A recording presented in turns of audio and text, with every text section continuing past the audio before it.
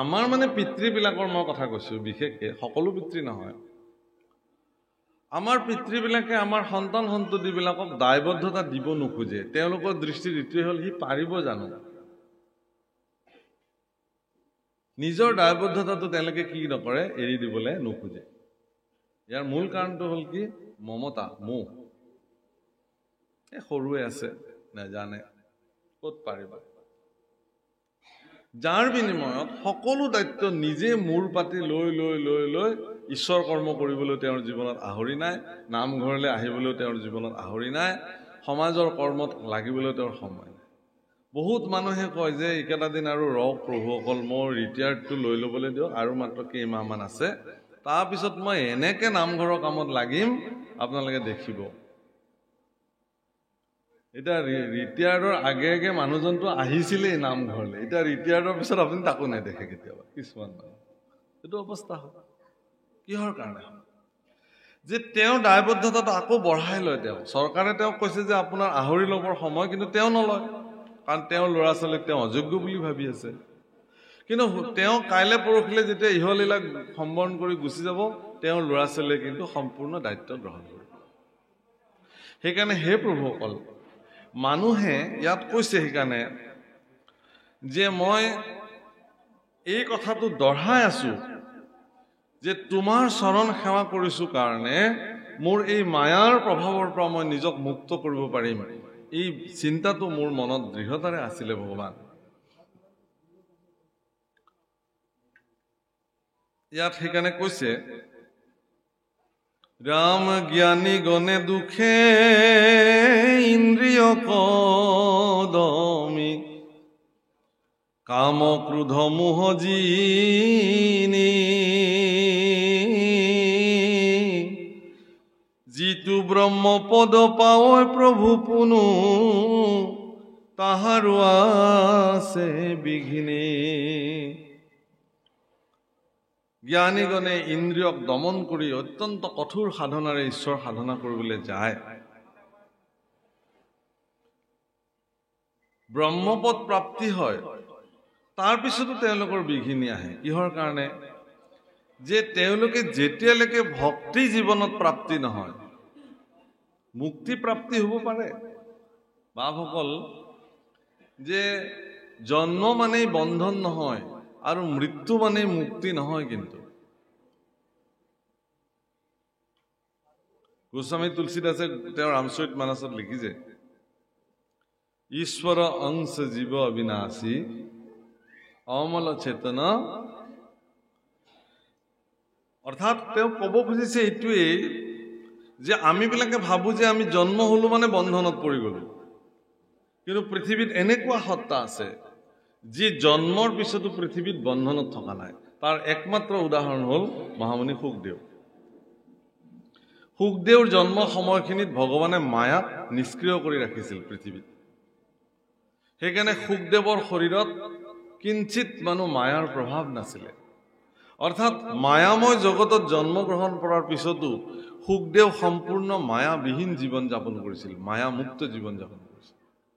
কোনো মায়াৰ প্ৰভাৱৰ দ্বাৰা শুকদেৱ প্ৰভাৱান্বিত নাছিল। তেনেকুৱা অনেক পুৰুষৰ উদাহৰণ শাস্ত্ৰত আছে। ঠিক তেনেকে মৃত্যু হ'ল মানে এটা জীৱ মুক্ত হ'ল এনে নহয়। মুক্ত কেতিয়া হ'ব? যিদিনাখন তেওঁ নিজৰ স্বৰূপ চিনিব, মই কোন। এই চিন্তাটো যিদিনাখন ফলৱতী হ'ব, তেওঁ পৰিণাম হিচাপে তেওঁ মুক্তি লাভ কৰিব সেইদিনাখন। কিন্তু এই মুক্তিও জীৱনৰ সৰ্বশ্ৰেষ্ঠ নহয় বুলি কৈছে। এই মুক্তিও জীৱনৰ সৰ্বশ্ৰেষ্ঠ নহয়। তেতিয়াহ'লে কি সৰ্বশ্ৰেষ্ঠ? কি? ভক্তি। মুক্তি কোনো ভকতিৰ প্ৰাসংগিক মাত্ৰ, ভকতি কৰন্তে মুকুতিৰ হুৱে পাত্ৰ। হীৰা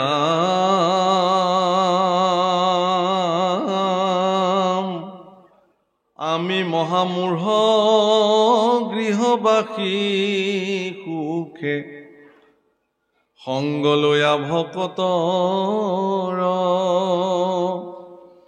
তোমাৰ চৰিত্ৰ কথা শুনিলাতে, তৰি বুদুস্তৰ মায়া। তজু গোপাদ পদ্ম হৃদয়ে ধৰিয়া গাইব গুণ নাম গীত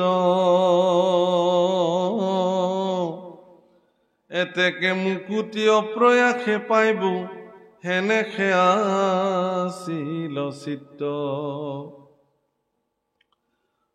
তোমাৰ চৰিত্ৰ শুনিলে ভকতৰ সংগত আমি গৃহবাসী সুখে। উদ্ধৱে কিন্তু আপোনালোক আমাক প্ৰতিনিধিত্ব কৰি কথাটো কৈছে যে আমি গৃহবাসী সুখত আছো, আমাৰ পত্নী আছে, পুত্ৰ আছে, গৃহ আছে, সংসাৰ আছে, পৰিয়াল পৰিজন সকলো আছে। এই সকলোবিলাকৰ মাজত থাকিও গৃহবাসী সুখত থাকিও ভকতৰ সংগ লৈ কেৱল তোমাৰ চৰিত্ৰ শুনিয়ে এই দুষ্টৰ মায়া আমি অতিক্ৰম কৰিব পাৰিম, এই বুলি আমাৰ বিশ্বাস আছিল।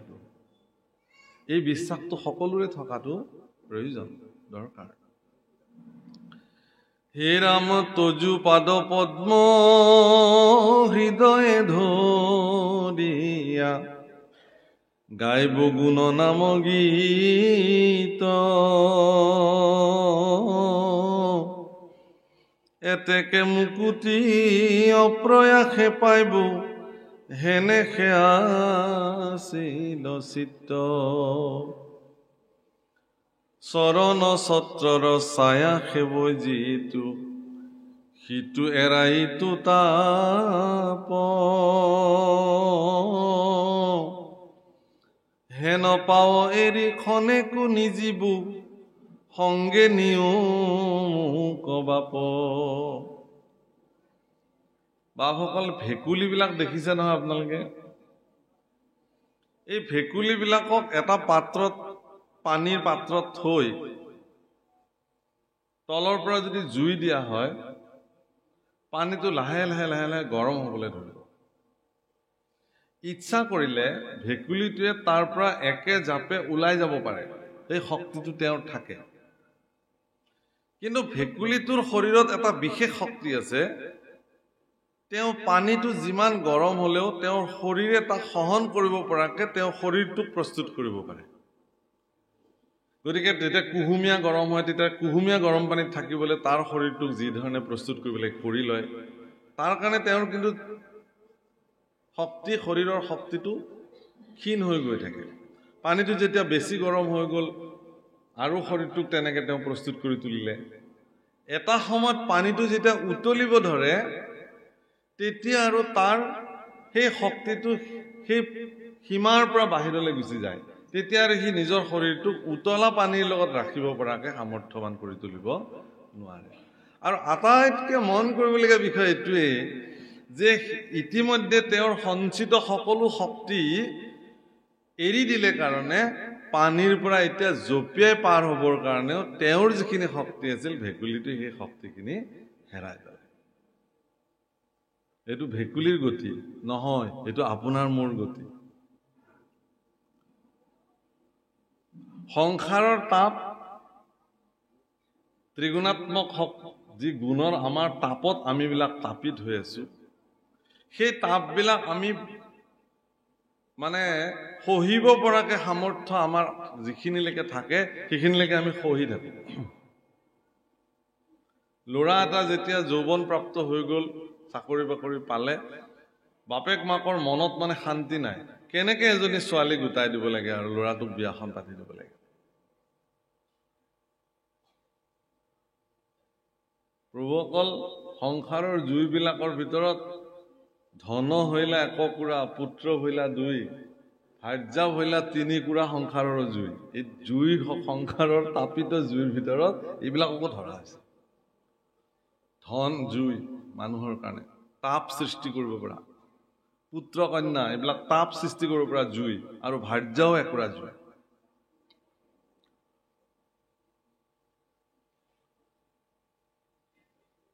গোবিন্দ মিশ্ৰই সেইকাৰণে অৰ্জুনক কোৱাৰ চলেৰে গীতাৰ মাহাত্ম্যত খুব ধুনীয়া অনুবাদ কৰিছে।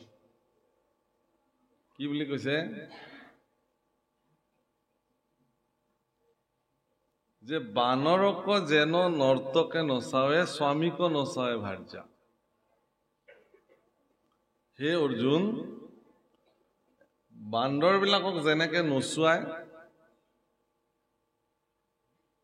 খেল দেখুৱাবিলাকে একো গৰাকী ভাৰ্যায়ো স্বামীক তেনেকে নোচোৱাব পাৰে।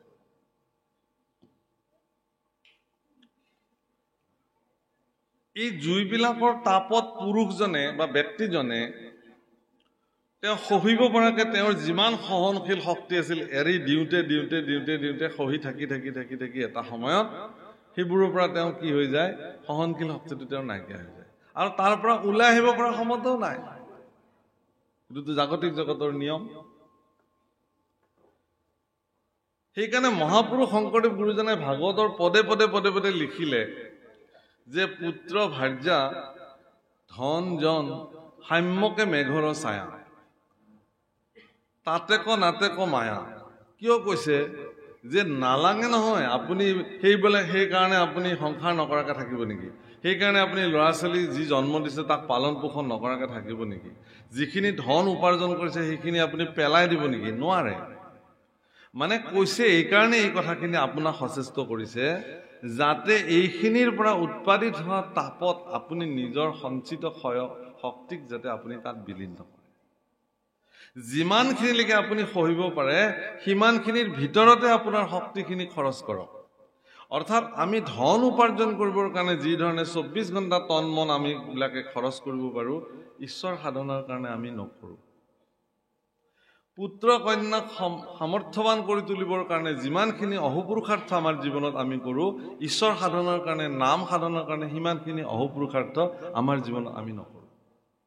ভাৰ্যাগৰাকীক সুখত ৰাখিবৰ কাৰণে যিমানখিনি অহোপুৰুষাৰ্থ এগৰাকী পুৰুষে কৰে সিমানখিনি অহোপুৰুষাৰ্থ ঈশ্বৰ সাধনাৰ কাৰণে কোনো পুৰুষে নকৰে। যদি কৰে তেওঁতো মহাপুৰুষ হৈ যাব। এই কথা গোস্বামী তুলসীদাসৰ পত্নী ৰত্নাৱলীয়ে তেওঁক কৈছিলে। তুলসীদাসৰ নাম আজি আমি নললোহেঁতেন। আৰু তুলসীদাস এনেকুৱা এগৰাকী পণ্ডিত, প্ৰবৰ শাস্ত্ৰজ্ঞ বিদ্বান, যে যাৰ নাম সমগ্ৰ ভাৰতবৰ্ষত তেওঁৰ বিৰচিত কৰে ৰামচৰিত মানস। মানে তেওঁ বৰ্ণন কৰিছিল এইটো কথা যে আপুনি যদি দেখে যে জ্ঞানী ৰামতকেও জ্ঞানী কিন্তু ৰাৱণ আছিল, ধনী ব্যক্তি ৰামতকেও ধনী ব্যক্তি ৰাৱণ আছিল, শক্তিশালী আৰু সামৰ্থ্যৱান ৰামতকেও ৰাৱণ বেছি আছিল।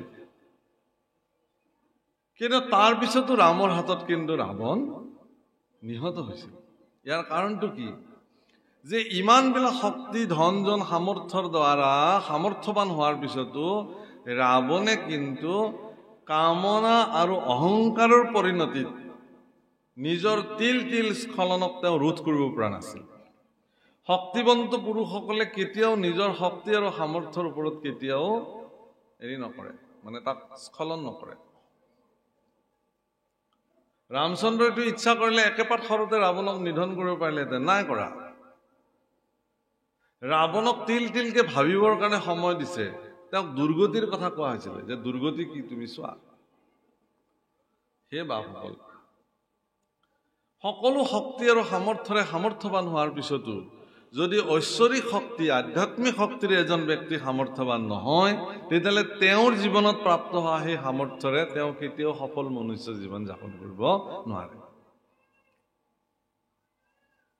আমাৰ ল'ৰা ছোৱালীকো আমি এই কথা শিকাব লাগে যে তুমি যিমান বিদ্বানী হোৱা, তুমি যিমান ধনৱান ব্যক্তি নোহোৱা কিয়, তুমি যিমান শক্তিশালী চিন্তাৰ ব্যক্তি নোহোৱা কিয়, তোমাৰ মনত যদি আধ্যাত্মিক চেতনাই ক্ৰীড়া নকৰে, তেতিয়াহ'লে তোমাৰ দ্বাৰা উপাৰ্জিত ধনে কল্যাণকাৰী কামত ব্যৱহাৰ হয় নে নহয় তাত সন্দেহ আছে।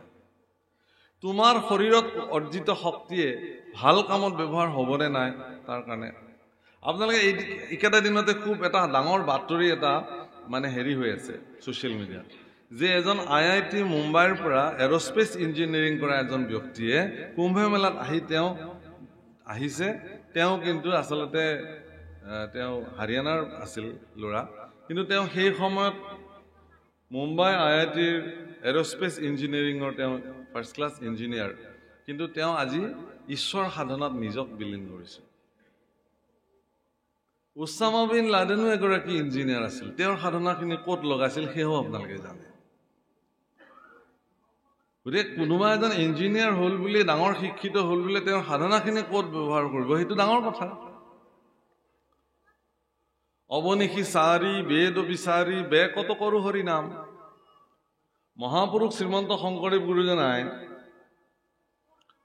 গোটেই দিন ৰাত বেদ আদি শাস্ত্ৰ আদি অধ্যয়ন কৰিলে। বিচক্ষণ পণ্ডিত হিচাপে নিজক তেওঁ প্ৰতিষ্ঠা কৰিছিল। তেওঁ যদি ৰজা নৰনাৰায়ণৰ ৰাজসভাত এগৰাকী দৰমহাধাৰী লোক হিচাপে থাকিলহেঁতেন, তেতিয়াহ'লে ৰজা নৰনাৰায়ণে তেওঁক ধনে সোণে উপচাই দি তেওঁৰ পৰিয়াল পৰিজনক ৰাজকীয় মৰ্যাদাৰে ৰাখিলেহেঁতেন। ৰাখিলে কি হ'লহেঁতেন? সিমানতে শংকৰদেৱ সমাপ্ত হৈ থাকিলহেঁতেন। কিন্তু তেওঁৰ যিখিনি স্ব উপাৰ্জিত শক্তি সামৰ্থ্য জ্ঞান, সেইখিনি তেওঁ কেৱল এজন ৰজাৰ ওচৰত নথৈ তেওঁ সমগ্ৰ মানৱ অবা নৰলোক হৰি ভজিয়ক বুলি সমগ্ৰ মানৱ জাতিৰ কল্যাণৰ কাৰণে তেওঁ প্ৰয়োগ কৰিলে। সেইকাৰণে শ্ৰীমন্ত শংকৰদেৱ গুৰুজনা আজিও আমাৰ হৃদয় বিদ্যমান হৈ আছে। মাধৱদেৱ গুৰুজনাই তেওঁৰ জীৱনৰ সকলো উপাৰ্জিত শক্তি সামৰ্থ্য তেওঁ গুৰু সেৱাত অৰ্পণ কৰিলে কাৰণে পৃথিৱীৰ এগৰাকী বিৰল গুৰু সেৱক হিচাপে মহাপুৰুষ মাধৱদেৱ আজিও জগতত পূজিত হৈ আছে। জোৰণৰ কন্যাও এৰি থৈ বিবাহ নকৰি চিৰ কৌমাৰ্য ব্ৰত ধাৰণ কৰি কেৱল গুৰুৰ চৰণ সেৱাত নিজক সমৰ্পিত কৰিলে। সেইকাৰণে মাধৱদেৱ পৃথিৱীৰ বিৰল গুৰু সেৱাৰ অধিকাৰী হিচাপে আজিও বিবেচিত। শ্ৰী শ্ৰী নাৰায়ণ দাস ঠাকুৰ এটা মহাপুৰুষৰ একান্ত সেৱক। ধন জন ঐশ্বৰ্য বিভূতিৰে তেওঁ শক্তিশালী আছিল, কিন্তু তেওঁৰ সকলো ধন জন শক্তি কেৱল ভকতৰ সেৱাৰ কাৰণে প্ৰয়োগ কৰিছিল নিস্বাৰ্থ মনেৰে, যাৰ কাৰণে শ্ৰী শ্ৰী নাৰায়ণ দাস ঠাকুৰ এটা আজিও পূজিত। সেইকাৰণে সেই প্ৰভুসকল ইয়াতো এই কথাটোকে কৈছে যে আপোনাৰ যি নাথাকক কিয়, আপোনাৰ থকাখিনি ঈশ্বৰৰ চৰণত সেৱাৰ কাৰণে সমৰ্পিত হয় নে নহয়। গতিকে তোমাৰ চৰণ ছত্ৰৰ সেৱা তাপ, সংসাৰৰ যি তাপ, মানে তাপৰ পৰা মুক্ত হ'বৰ কাৰণে, সেইকাৰণে ভাগৱতৰ আমি যি ভাগৱত সন্মুখত লৈ আছো, এই ভাগৱতৰ মংগলাচৰণ পদত মানে ভাগৱত মাহাত্ম্যৰ প্ৰথম মংগলাচৰণ পদত কি বুলি কৈছে? সচ্চিদানন্দ ৰূপায় বিশ্বৎপত্যাদি হেতুবে তাপত্ৰয় বিনাশায় শ্ৰীকৃষ্ণায় বয়মে। তাপত্ৰয় বিনাশায়, তিনি তাপক তুমি বিনাশ কৰা। এই তাপৰ পৰা মুক্ত কৰিব পাৰে। সেইকাৰণে কৈছে যে চৰণ ছত্ৰৰ ছায়া সেৱৈ যিটো, সিটো এৰাই ইটো তাপ। ভগৱানৰ চৰণ ছত্ৰৰ ছায়াৰ সেৱা যিজনে কৰিলে তেওঁ এই সংসাৰৰ তাপৰ পৰা নিজকে মুক্ত হ'ব পাৰে। হীৰা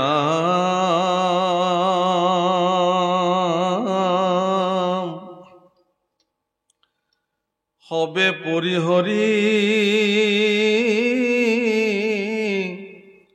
চৰণ দূত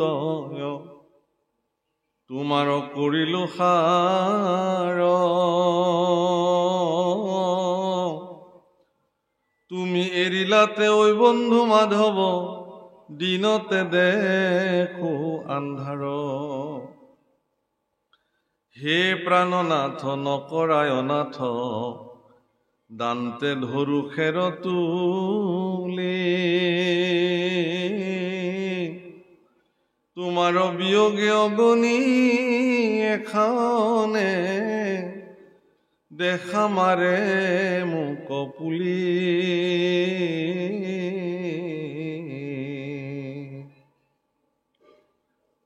আৰ এহি বুলি সন্ত উদ্ধৱ মহন্ত আতি প্ৰেম অনুৰাগে।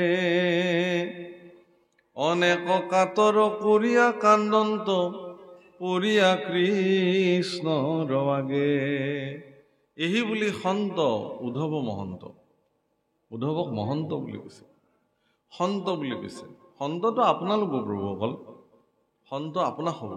কাৰণ ঈশ্বৰ চিন্তাক নিজক সমৰ্পিত কৰিব পৰা জনকে সন্ত বুলিছে, সাধু বুলিছে, মহন্ত বুলিছে। উদ্ধৱ তেনেকুৱা এগৰাকী মহন্ত যিজনে কৃষ্ণ সেৱা ব্যতিৰেকে তেওঁৰ জীৱনত অন্য কোনো সেৱাক তেওঁ প্ৰাধান্য দিয়া। সেই সময়ত উদ্ধৱো এগৰাকী শিক্ষিত ব্যক্তি হিচাপে তেওঁ মানে কংসৰ ওচৰত গৈও ৰাজকাৰ্য চম্ভালিব পাৰিলেহেঁতেন। ৰাজকীয় মৰ্যাদাৰে জীৱন অতিবাহিত কৰিব পাৰিলেহেঁতেন, কিন্তু তেওঁ নকৰিলে। মহাভাৰতীয় যুগলৈ যদি আপুনি যায় দেখিব যে এগৰাকী অতি বিদ্বান লোক, অতি পণ্ডিত, যাৰ নাম মহামতী বিদুৰ, কিন্তু তেওঁ বাধ্যত পৰি চৰকাৰী পদবীত তেওঁ নিযুক্ত হৈ থাকিল যদিও তেওঁ কিন্তু চৰকাৰী কোনো ধৰণৰ সুবিধা তেওঁৰ জীৱনত তেওঁ গ্ৰহণ নকৰিলে। সন্তবিলাকৰ এইটো বিশিষ্টতা। কোনো ধৰণৰ দৰমহা নললে, অবৈতনিক আছিল। তেওঁ প্ৰধানমন্ত্ৰী আছিল হস্তিনাপুৰত। চক্ৰৱৰ্তী ৰজা, প্ৰভুসকল মনত ৰাখিব, চক্ৰৱৰ্তী ৰজা মহাৰাজ ধৃতৰাষ্ট্ৰৰ তেওঁ প্ৰধানমন্ত্ৰী আছিল। অখণ্ড ভাৰতবৰ্ষ, আজিৰ দৰে অকমান ভাৰতবৰ্ষ নহয়, সমগ্ৰ জম্বুদ্বীপ অখণ্ড ভাৰতবৰ্ষ, য'ত হস্তিনাপুৰ ৰাজধানী, তাৰ পৰা সমগ্ৰ পৃথিৱী তেওঁলোকে পৰিচালন কৰিছিল। এনেকি তেওঁৰ পত্নী গান্ধাৰীৰ গান্ধাৰ ৰাজ্যও তেওঁৰ অধীনত আছিলে। গান্ধাৰ ক'ত আছিল? আজিৰ কান্দাহাৰ, একদম আৰৱলৈকে সেই ভূমি পৰ্যন্ত ধৃতৰাষ্ট্ৰই নিজৰ শাসনত ৰাখিছিলে। তেনেকুৱা এগৰাকী প্ৰভাৱশালী ৰজাৰ প্ৰধানমন্ত্ৰীৰ দায়িত্বত থকা বিদুৰে কোনো ধৰণৰ চৰকাৰী সা সুবিধা, কোনো ধৰণৰ ঘৰ, মানে ধন, টকা পইচা, মৰ্যাদা কোনো গ্ৰহণ কৰা নাছিল। তেনেকে আছে। যিদিনাখন ভগৱান শান্তি দূত হিচাপে হস্তিনাপুৰলৈকে আহিছিল যুধিষ্ঠিৰৰ কথা মতে, সেইদিনাখন ভগৱান কৃষ্ণক, দ্বাৰকাধীশ ভগৱান কৃষ্ণক হস্তিনাপুৰৰ সিংহ দ্বাৰৰ পৰা আদৰি অনা হৈছিল। আৰু দুৰ্যোধন দুঃশাসনৰ নিৰ্দেশত অত্যন্ত বিলাসবহুল কক্ষ নিৰ্মাণ কৰিছিল, য'ত ভগৱান দ্বাৰকাধীশ থাকিব। কৃষ্ণ দ্বাৰিকাৰ পৰম শক্তিশালী এগৰাকী পুৰুষ, তেওঁ আহিব, তেওঁ থাকিব। সেইকাৰণে তেওঁৰ কাৰণে এইকাৰণেই এইটো দিছিলে যে দ্বাৰিকাখন এনেকুৱা এখন ৰাজ্য ভগৱানে নিৰ্মাণ কৰিছিল, কোনো ৰজাৰ অধীনত তেওঁলোক নাছিল, আৰু তাত ৰজাও নাছিল। তেওঁ নিজেই দ্বাৰকাখন পৰিচালনা কৰিছিল। সাগৰক কওঁতে সাগৰে বুকু পৃষ্ঠ উঠাই দিছিলে, আৰু তাতে তেওঁ ৰাজ্যখন নিৰ্মাণ কৰি তেওঁৰ পৰিয়াল পৰিজন সৈন্য সামন্ত নাৰায়ণী খানালৈ তাত তেওঁ নিবাস কৰিছিল। ধন জন ঐশ্বৰ্য বিভূতিৰে ভৰপূৰ আছিল দ্বাৰকা। সুখ সমৃদ্ধিৰ কোনো পৰিভাষা নাছিল তাত, কেৱল সুখ আৰু সুখ, সমৃদ্ধি আৰু সমৃদ্ধি, ধন টকা পইচাৰে বিধৌত আছিল দ্বাৰকা। সেইকাৰণে দ্বাৰকাধীশ ভগৱান কৃষ্ণক ৰাখিবৰ কাৰণে হস্তিনাপুৰত এনেকুৱা ব্যৱস্থা কৰা হৈছিল, সেই ব্যৱস্থাত অত্যন্ত বিলাসবহুল ব্যৱস্থা ভগৱান কৃষ্ণৰ কাৰণে কৰা হৈছিল। কিন্তু এনে বিলাসবহুল ব্যৱস্থাক পৰিত্যাগ কৰি ভগৱান কৃষ্ণই বিদুৰৰ ঘৰত নৈশ যাপন কৰিবৰ কাৰণে সিদ্ধান্ত লৈছে। অথচ বিদুৰে কৈছে যে মই তোমাৰ ঘৰলৈ যাম। বিদুৰে মুখেৰে না কৰিবৰ কাৰণে কোনো ধৰণৰ সুযোগ নাপালে। ভগৱানে মোৰ তাতে থাকিম বুলি কৈছে, হ'ব, লৈ গুচি আহিলে। কিন্তু বিদুৰৰ ঘৰত সেই সময়ত নে শুবলৈ এখন বিচনা আছিল, নে বহিবলৈ এখন চেয়াৰ আছিল, কি একো নাই। খাবলৈ কিবা অন্ন পৰমান্ন ফল দ্ৰব্য একো নাছিল। তথাপি ভগৱানক তেওঁ ঘৰলৈ লৈ আহিছে। আৰু সেই সময়ত তেওঁৰ পত্নী শোভাগাই ভগৱান কৃষ্ণক কল আছিল মাত্ৰ ঘৰত কেইটামান, কি খাবলৈ দিবৰ কাৰণে ভগৱান আহিছে, কৃষ্ণ দ্বাৰকাধীশ আহিছে কাৰণে কল কেইটাকে নিজে এৰুৱাই দিছিল। আৰু আবেগ বিভল্ল হৈ ভগৱানৰ শ্ৰীমুখ দৰ্শন কৰি থাকোঁতে বাকলিখিনি ভগৱানক দি দিলে আৰু নিজে কলকেইটা খাই থাকিলে। আৰু ভগৱান কৃষ্ণই পৰম তৃপ্তিৰে সেই বাকলিবিলাক এনেকে চুবাই চুবাই খাইছিল। এই দৃশ্য দেখি বিদুৰে চকু পানী টুকি টুকি বাৰে বাৰে বাধা দিবলৈ যায়, আৰু ভগৱান কৃষ্ণই বিদুৰক বাধা দিয়ে, না, মোৰ ভক্তই ইমান স্নেহপূৰ্বক যে দিছে, এই বাকলিকেইটাই পৰম অমৃত হৈ গৈছে। এনেকুৱা অমৃত মোক লক্ষ্মীও আজিলৈকে মোক বৈকুণ্ঠত আজিলৈকে দিব পৰা নাই। এই বাক্য ভগৱানে স্বীকাৰ কৰিছে। নিজ জাতিত জন্মগ্ৰহণ কৰা সুবৰী আয়ে যিকেইটা বগৰী কামুৰি কামুৰি থৈ দিছিল আধা খাই খাই, ভগৱান শ্ৰী ৰামচন্দ্ৰ অযোধ্যাপতি দশৰথৰ জ্যেষ্ঠ পুত্ৰ যুৱৰাজ শ্ৰী ৰামচন্দ্ৰই পৰম তৃপ্তিৰে তাক ভক্ষণ কৰিছে। তাকে দেখি লক্ষ্মণে সুবৰীক কৈছিল, আই তুমিনো জুঠা ফলখিনিহে দাদালে থব পাৰিলানে? খবৰে কৈছিল যে এই কথাটো মই ভবাই নাছিলো নহয়। মই এই কথাতে মগ্ন হৈ থাকিলো যে বনৰ পৰা বুটলি বুটলি অনা বগৰীকেইটা কেনেবাকে যদি টেঙা বগৰী আহে, প্ৰভুৱে এই টেঙাখিনি খালে বৰ কষ্ট পাব। গতিকে কষ্টটো ময়ে আগতে ভোগ কৰোঁ, এই বুলি যিহেতু ফলটোৰ মিঠা টেঙা তাক চয়ন কৰিব পৰা সামৰ্থ্য জিভাৰ বাহিৰতো আৰু বেলেগ নাই, গতিকে খাই চাবই লাগিব একামোৰ। গতিকে তেওঁ ক'ব নোৱাৰাকে ফলটো একামোৰ একামোৰ খাই খাই জিভাৰে আস্বাদন কৰি কেৱল অত্যন্ত সোৱাদিষ্ট আৰু মিঠা বগৰীকেইটা প্ৰভুৰ কাৰণে থৈ দিছিল। তাৰমানে কি, বাহ্যিকতাটোত যদিও দেখিবলৈ এইটো জুঠা ফল, কিন্তু ইয়াৰ আভ্যন্তৰীণ যিটো ভাৱনা সেইটো ইমানেই উচ্চ স্তৰ যে তাক ভাবিব নোৱাৰি, তাৰ কোনো ব্যাখ্যা দিব নোৱাৰি। সেইকাৰণে প্ৰভুসকল মনত ৰাখিব আপোনালোকে এই কথাটো যে ভক্তিত বাহ্যিকতাৰ কোনো স্থানেই নাই। দেখুওৱা ভক্তিৰ ভগৱানৰ হাতত তাৰ কোনো হেৰি নাই, কামেই নাই। আপুনি অন্তঃকৰণে কি ভক্তি সাধন কৰিছে সেইটো ভগৱানৰ কাৰণে নিৰ্ণায়ক কথা। সেইকাৰণে আমি ভক্তিৰ ক্ষেত্ৰত বেছি জাহিৰ কৰিবলৈ যোৱা, দেখুৱাবলৈ যোৱাৰ যিটো বেপাৰ আৰম্ভ হৈছে, এইটোৱে সমাজক ভক্তিৰ পৰা বিচ্ছিন্ন কৰিছে। কোনোবা এজন ব্যক্তিয়ে নামঘৰলৈ জীৱনত গৈও নাপাব পাৰে, কোনোবা এজন ব্যক্তিৰ জীৱনত মঠ মন্দিৰলৈ নেযাবও পাৰে, কিন্তু তেওঁৰ অন্তৰতে যদি ঈশ্বৰ বিদ্যমান কৰি ৰাখিছে, তেওঁৰ জীৱনত কেতিয়াও যদি কাৰো অকল্যাণী কৰ্ম এটাও কৰা নাই, সকলো জীৱৰ প্ৰতি তেওঁৰ কেৱল দয়া আৰু কৰোণা দৃষ্টিৰে ভৰপূৰ হৈ আছে, তেতিয়াহ'লে তেওঁ যি ভক্তি সাধন কৰিব ভগৱানে সেই ভক্তিকহে স্বীকাৰ কৰিব। এইটো বহুত ডাঙৰ কথা। হনুমানক উপহাৰ স্বৰূপে মাতৃ সীতাই অত্যন্ত মূল্যৱান হাৰ এডাল উপহাৰ দিছিলে ৰাজসিংহাসনত বহাৰ পিছত। আৰু হনুমানে প্ৰত্যেকটো মুকুতা দাঁতেৰে কামুৰি কামুৰি এনেকে ফটাই ফটাই গোটেই মালাধাৰে বিকৃত কৰি পেলালে। কোনোবাৰ দৃষ্টিত বনৰ বান্দৰেনো মুকুতাৰ মালা কি মূল্য বুজে, কিন্তু যেতিয়া হনুমানক সোধা হ'ল, হনুমানে চাইছিল যে মই কামুৰি কামুৰি চালো ইয়াৰ ভিতৰত ৰাম আছে নে নাই, দেখিলো যে ৰাম নাই দেখোন। য'ত ৰামেই নাই তাতে মোৰ কাম নাই সেইটো বস্তু। হাম ৰাম জি কি ৰাম জি হামাৰে হায়, খুব ধুনীয়াকে ভজন গায়। মই ৰামৰ ৰাম মোৰ, মই তোমাৰ তুমি মোৰ।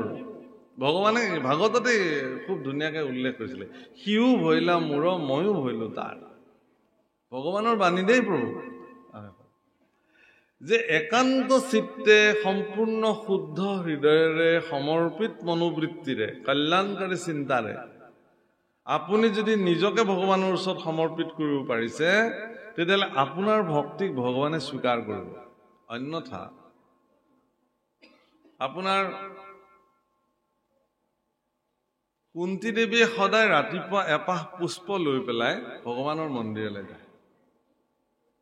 যি পালে আৰু গা ধুই উঠি যি পালে। এদিন দেখিলে যে এপাহ সুগন্ধিযুক্ত পদুম ফুল হাতত লৈ কুন্তী দেৱী মন্দিৰলৈ আহিছে। গান্ধাৰী বোলে তুমি কলে যোৱা? বোলে মই কৃষ্ণ মন্দিৰলৈ যাওঁ, ভগৱানৰ মন্দিৰলৈ যাওঁ। গান্ধাৰীয়ে পুত্ৰ দুৰ্যোধনক কলে, বোলে দুৰ্যোধন, কাইলৈ প্ৰাতঃতে মই যেতিয়া মন্দিৰলৈ যাম, তুমি মোক সোণৰ ফুল অলপ আনি দিবা, মই ভগৱানক সোণৰ ফুলেৰে পূজা কৰিম কালি। কুন্তীয়ে যদি বনৰ পৰা ছিঙি নিয়া এপাহ পদুম ফুলেৰে পূজিলেই ভগৱান তেওঁৰ প্ৰতি ইমান সুপ্ৰসন্ন হৈ যায়, মই সোণৰ ফুলেৰে পূজা কৰিম। হ'ব, যোৱা আজ্ঞা মাতা। দুৰ্যোধনে কি কৰিলে? মাতৃৰ বাক্য পালন কৰিলে। পিছদিনা ৰাতিপুৱা কুন্তী দেৱীয়ে এপাহ পুষ্প লৈ পেলাই পূজিবলৈ যাব ওলালে, আৰু ভগৱান সাক্ষাৎ তেওঁৰ সন্মুখত আহি বিষ্ণু থিয় হ'ল, যে আই মোক ইয়াতেই দিয়া তোমাৰ পুষ্প। বোলে এইটোতো মই মন্দিৰতহে দিওঁ তোমাক। বোলে আজি বোলে মন্দিৰলৈ যাব নালাগে। বোলে কিয়? বোলে দুৰ্যোধনে এনেকে সোণৰ ফুলেৰে ঢাকি ৰখিলে তাতে তোক সোমাবলৈ মোৰো জাগা নাই আৰু তুমি ক'ৰ পৰা সোমাবা, সেইকাৰণে মই নোসোমালোৱে আজি মন্দিৰত। কিন্তু তোমাৰ এই যি ভক্তিযুক্ত মোক যিখিনি পুষ্প তুমি দিয়া, সেইখিনি মোৰ কাৰণে বহুত মূল্যৱান আৰু সেইখিনিতো মই ল'বই লাগিব। সেইকাৰণে মই বাটতে ৰৈ আছো, তুমি আহিবা, তোমাৰ ভক্তিযুক্ত পুষ্পপাহ মই গ্ৰহণ কৰিম।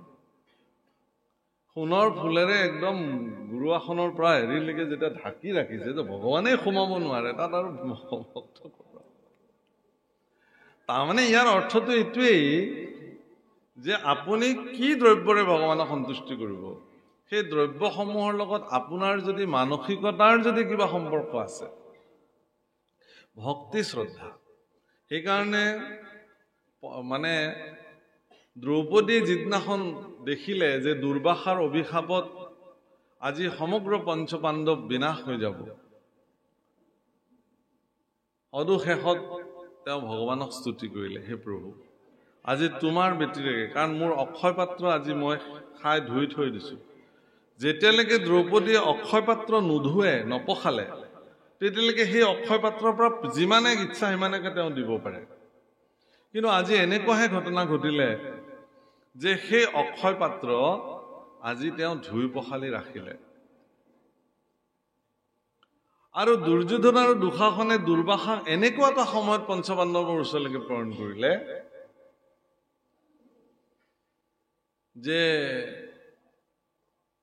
আমাৰ ভাইকেইজন বনবাসত আছে, তুমি খবৰলৈ আহা। আৰু দুৰ্বাসা আহি কিনে ক'লে যে যুধিষ্ঠিৰক ক'বা আমি আহি আছো স্নান কৰিবলৈ, খোৱাৰ প্ৰবন্ধ কৰিব লাগিব। ভগৱান কৃষ্ণ আহি ওলাল, আহি দ্ৰৌপদীক সুধিলে বোলে কি হৈছে তোমাৰ, বোলে মোৰ এনেকুৱা এনেকুৱা, বোলে তোমাৰ কি হৈছে সেইবোৰ মই পিছত শুনিম, মোৰ বুঢ়াত ভোক লাগিছে, আগতে মোক খাবলৈ দিয়া। বোলে প্ৰভু সমস্যা সেইটোৱেই, বোলে মই সেইবোৰ সমস্যা পিছত শুনিম, প্ৰথমতে মোৰ সোধাটো তুমি নিবাৰণ কৰা, নিবৃত্তি কৰা। কান্দিব ধৰিলে চৰণত পৰি, যে প্ৰভু মোৰ যি ক্ষমতা, এগৰাকী যজ্ঞত জন্ম হোৱা যাজ্ঞসেনী দ্ৰৌপদীৰ যি ক্ষমতা, প্ৰভুসকল আইসকল, দ্ৰৌপদী জনী সম্ভৱা নহয়, কোনো মাতৃৰ গৰ্ভত তেওঁৰ জন্ম হোৱা নাই, যজ্ঞৰ কুণ্ডত যাৰ জন্ম হৈছে যাজ্ঞসেনী। গতিকে তেনেকুৱা শক্তিশালী এগৰাকী নাৰী, যি দ্ৰৌপদীৰ কেশত দুৰ্যোধনে ধৰিলে কাৰণে, দুঃশাসনে ধৰিলে কাৰণে গোটেই 100 পুত্ৰ বিনাশ হৈ গ'ল পাণ্ডৱ কৌৰৱ। ইমান শক্তিশালী নাৰী দ্ৰৌপদী। মানে শালংকৃতা বৰনাৰী বিলাকে সদায় কেশ বান্ধি ৰাখে, মানে সংযমতাৰে। এবাৰ লক্ষ্মী আহে, কি দেৱী ৰুক্মিণী আৰু ভগৱান কৃষ্ণ এনে কথা পাতি আছিল। সেই সময়ত ৰুক্মিণী আয়ে চুলি ধুই পেলাই ঘৰৰ ভিতৰতে চুলিৰ প্ৰসাধন কৰি আছিল। আৰু ভগৱান অন্তঃপুৰত গৈ খুব চলে পৰিহাসে ৰুক্মিণীক এনেকুৱা কিছুমান কথা ক'লে, সেই কথাত ৰুক্মিণী মুধাচুত হৈ গ'ল, বেহুচ হৈ গ'ল শুনি শুনি। যেতিয়া বেহুচ হৈ পৰি গ'ল, তেতিয়া ভগৱান কৃষ্ণই তেওঁক পৰি নোযোৱাকে ধৰিলে। কিন্তু সেই সময়ত ৰুক্মিণীৰ চুলি খোলা আছিলে, আৰু এগৰাকী মহিয়সী নাৰীৰ চুলি, খোল খাই যোৱা চুলি মাটিত পৰিব কাৰণে, মাটিত পৰিলেই অনৰ্থ হ'ব, মাটিত পৰিব নোৱাৰে। সেইকাৰণে ভগৱানে তৎক্ষণাৎ চতুৰ্ভুজী ৰূপ ধাৰণ কৰি দুখন হাতেৰে ৰুক্মিণীক ধৰিছিল আৰু দুখন হাতেৰে কেশ বান্ধি সংযত কৰি ৰাখিছে। প্ৰভু অকল মনত ৰাখে। আজিকালি ফেশ্বন হৈছে চুলি মেলি ফুৰা, সেইটো বেলেগ কথা বাৰু, কিন্তু শালংকৃতা বৰনাৰীসকলে কেশ বন্ধন কৰি ৰাখে। দ্ৰৌপদীয়ে কৈছিল সেইকাৰণে যে মোৰ এই সংযমী কেশ, হে দুঃশাসন, তুমি ইয়াতে ধৰি পেলাই মোক খুলি পেলালা, ৰাজ দৰবাৰলৈকে খোলা কেশেৰে মোক তুমি লৈ আহিলা। ময়ো এই কেশ সিদিনাখনহে বান্ধিম, তোমাৰ ৰক্তেৰে মই যিদিনাখনলৈকে এই কেশ নোধোঁ। আৰু সেইটোৱে ধ্বংস সিদিনাখনৰ পৰাই আৰম্ভ হ'ব। কুৰুক্ষেত্ৰ বিনাশ কৰো। সেইকাৰণে সেই প্ৰভুসকল যে ঈশ্বৰ পুৰুষেও সেইকাৰণে এনেকুৱা সামৰ্থ্যশালী পুৰুষসকলৰ বিধৰ্মী পুৰুষসকলৰ সেৱা ঈশ্বৰ পুৰুষে কেতিয়াও গ্ৰহণ নকৰে। দুৰ্যোধন দুঃশাসনৰ সেৱা ভগৱানৰ ল'বলগীয়া নাই, কিন্তু পৰম পবিত্ৰ মনৰ বিদুৰৰ সেৱা ভগৱানে গ্ৰহণ কৰিছে। তেওঁৰ পত্নী শোভাগাই দিয়া তেওঁৰ বাকলিকেইটাই ভগৱানৰ কাৰণে পৰম অমৃত আছে। গতিকে ভক্তিত বাহ্যিকতাৰ কোনো কাৰণতে স্থান নাই। ভক্তিত আভ্যন্তৰীণ আপোনাৰ মনৰ স্থিতি কি, সেইকাৰণে আপুনি নিৰ্ণয় কৰিব নোৱাৰে আচলতে কোনজন ভকতে কি সেৱা কৰিছে। আপুনি মই ইয়াক নিৰ্ণয় কৰিব নোৱাৰো, আমাৰ সামৰ্থ্যৰ বাহিৰত। সেইকাৰণে ভক্ত দেখিলেই ভক্তৰ প্ৰতি প্ৰণিপাত জনোৱাটো প্ৰত্যেকগৰাকী ভক্তৰে নিয়ম। যে আপুনি কি কৰিছে কি কৰা নাই সেইটো মোৰ বিচাৰ্য নহয়, কিন্তু আপোনাক মই ভকত বুলিয়ে সেৱা কৰিছো। যদি মোৰ এই সেৱা গ্ৰহণ কৰিব পৰাৰ সামৰ্থ্য আপোনাৰ আছে, তো আপুনি গ্ৰহণ কৰিব। যদি গ্ৰহণ কৰিব পৰা সামৰ্থ্য নাই, তেতিয়াহ'লে তাৰ পৰিণাম আপুনি ভোগ কৰিব। হে ৰাম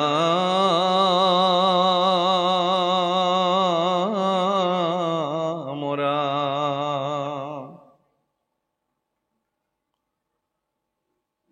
নয়নৰ নিৰধাৰাৱে বৈ শোকত আকুল ভাৱে কত কাকুতি কৰিয়া কান্দন্ত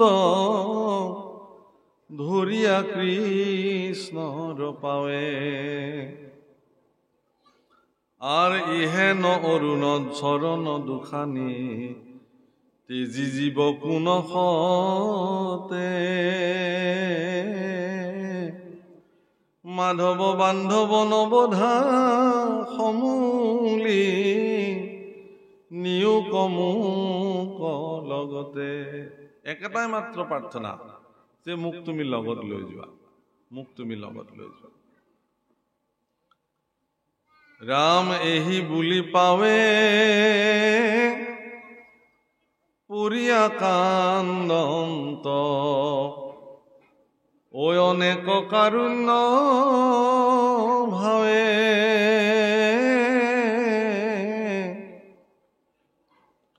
দশ দিশে দুখে দেখন্ত আন্ধাৰ চেতন নাই কে গাৱে।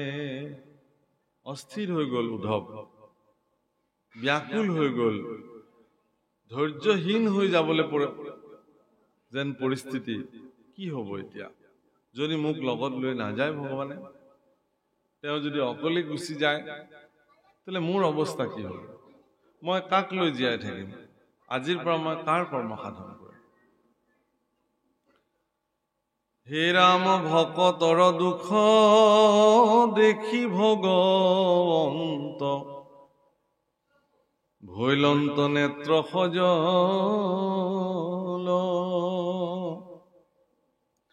অসন্তোষে কিছু চপৰাইলা মাথ সংকোচ মুখ কমল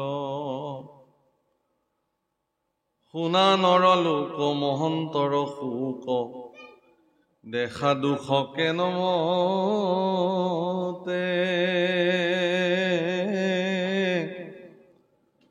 ধন জন যত জীৱন যৌৱন জানা হবে শাশ্বত। উপদেশ অকমান আহিছে আৰু উপদেশত খুব গুৰুত্বপূৰ্ণ কথা কৈছে যে হে মহন্তসকলৰ দুখ ক'ত আপোনালোকে চাওক।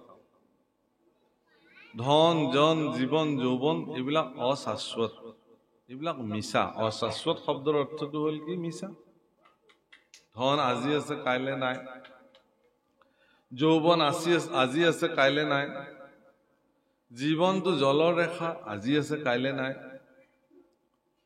এইবিলাক অশাশ্বত বস্তু। কিন্তু আচৰিত কথা যে আমি এইবিলাকক অশাশ্বত বুলি জানিও, মিছা বুলি জানিও, অনিত্য বুলি জানিও আমি কিন্তু এইবিলাকৰ পৰা মোহাচ্ছন্ন হবলৈ পৰা নাই। ইয়াক সেইকাৰণে কৈছে ৰাম পুত্ৰ পৰিবাৰ সকলে অসাৰ তাতে কনাতে কমায়া খনেক থাকিয়া খনেকে অন্তৰৈ সাম্যকে মেঘৰ ছায়া। এইবিলাকৰ প্ৰতি এইবিলাক মেঘৰ ছায়া বুলি কৈছে। কোনবিলাক? ধন জন পুত্ৰ পৰিবাৰ অশাশ্বত। বাপসকল, মই এটা বিশেষ কথাৰ পৰা আৰম্ভ কৰিছিলো অলপ আগে, গোস্বামী তুলসীদাসৰ কথা। গোস্বামী তুলসীদাসে ৰত্নাৱলী বুলি এগৰাকী তেওঁৰ ছোৱালীক পত্নী হিচাপে গ্ৰহণ কৰিছে। ৰত্নাৱলী দেখিবলৈ ইমানেই ধুনীয়া আছিল, সৌন্দৰ্যশালী, সেইকাৰণে তেওঁক নোচোৱাকে তুলসীদাস থাকিব নোৱাৰে। তুলসী গোস্বামী আছিল, তেতিয়া তেওঁ যজমানী ব্ৰাহ্মণ পণ্ডিত এগৰাকী আছিল। গতিকে তেওঁ কৰবালৈ পূজা পাতল কৰিব গলেও বেছি সময় নাথাকে, আৰু পূজা শেষ হোৱাৰ লগে লগে তুৰন্তে ঘৰলৈ আহে আৰু পত্নীৰ শ্ৰীমুখ দৰ্শন কৰি থাকে। বাছ ইমানে কাম। পত্নীক নোচোৱাকে তেওঁ থাকিব নোৱাৰে। এদিন তেওঁ কৰবাৰ পৰা আহি দেখিলে যে ঘৰটো বন্ধ কৰা আছে। ঘৰ খুলি গৈ পত্নীক ইফালে মাতিলে, ৰত্নাৱলী ৰত্নাৱলী, নাই, নেদেখে। ওচৰৰ মানুহ সুধিলে যে আমাৰ ৰত্নাৱলী ক'ত গ'ল? বোলে মাকৰ ঘৰলৈ গ'ল, দেউতাকে তেওঁক নিবলৈ আহিছিলে, লৈ গুচি গ'ল, আৰু আমাক কৈ গৈছে যে তেওঁ আহিব সোনকালে, কিবা এটা বিশেষ কামত গৈছে। বাছ এইখিনি কথা শুনিবলৈহে পালে তুলসী গোস্বামীয়ে জোৰে বস্তুটোতে থৈ চিধা একদম শহুৰেকৰ ঘৰলৈ বুলি বাট পোনালে। বিৰাট প্ৰচণ্ড ৰ'দ, গোটেই দিনটো ৰ'দে ৰ'দে খোজ কাঢ়িছে। অলপ পিছত প্ৰচণ্ড বৰষুণ আহিলে। বৰষুণত তিতি তিতি গতি কিন্তু অৱৰুদ্ধ, গৈয়ে আছে, ৰোৱা নাই। বৰষুণ কাৰণে যে কৰবাত জিৰাব, ৰ'দ কাৰণে যে কৰবাত ছাঁ ল'ব, এনে নাই, গৈ আছে। পত্নীক দেখিব লাগে সোনকালে। গৈ গৈ এটা প্ৰচণ্ড নদী দেখিছে, বাৰিষা, ভৰ বাৰিষা। সেই নদী সাঁতুৰি পাৰ হৈ দিছে, কবই নোৱাৰে। আৰু এনেকে গৈ গৈ পুৱতি নিশা গৈ পত্নীৰ ঘৰ পাইছে। শহুৰে ঘৰ ওখ বেৰ আছিলে, বেৰ পাৰ হৈ গৈ পেলাই দুৱাৰত টোকৰ দিছে। দুৱাৰ খুলি শহুৰেকৰ মানুহ দেখে যে তুলসী গোস্বামী। আৰে জোঁৱাই, কিয় তুমি এনেকে আহিলা?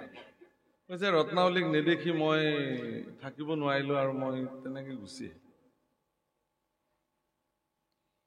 চবে দেখিলে শহুৰেকৰ মানুহটো ভালে পায় যে জোঁৱায়েকে তেওঁলোকৰ ছোৱালীজনীক ইমান ভাল পায়, সেইটোতো ভাল লগাই কথা সদায়।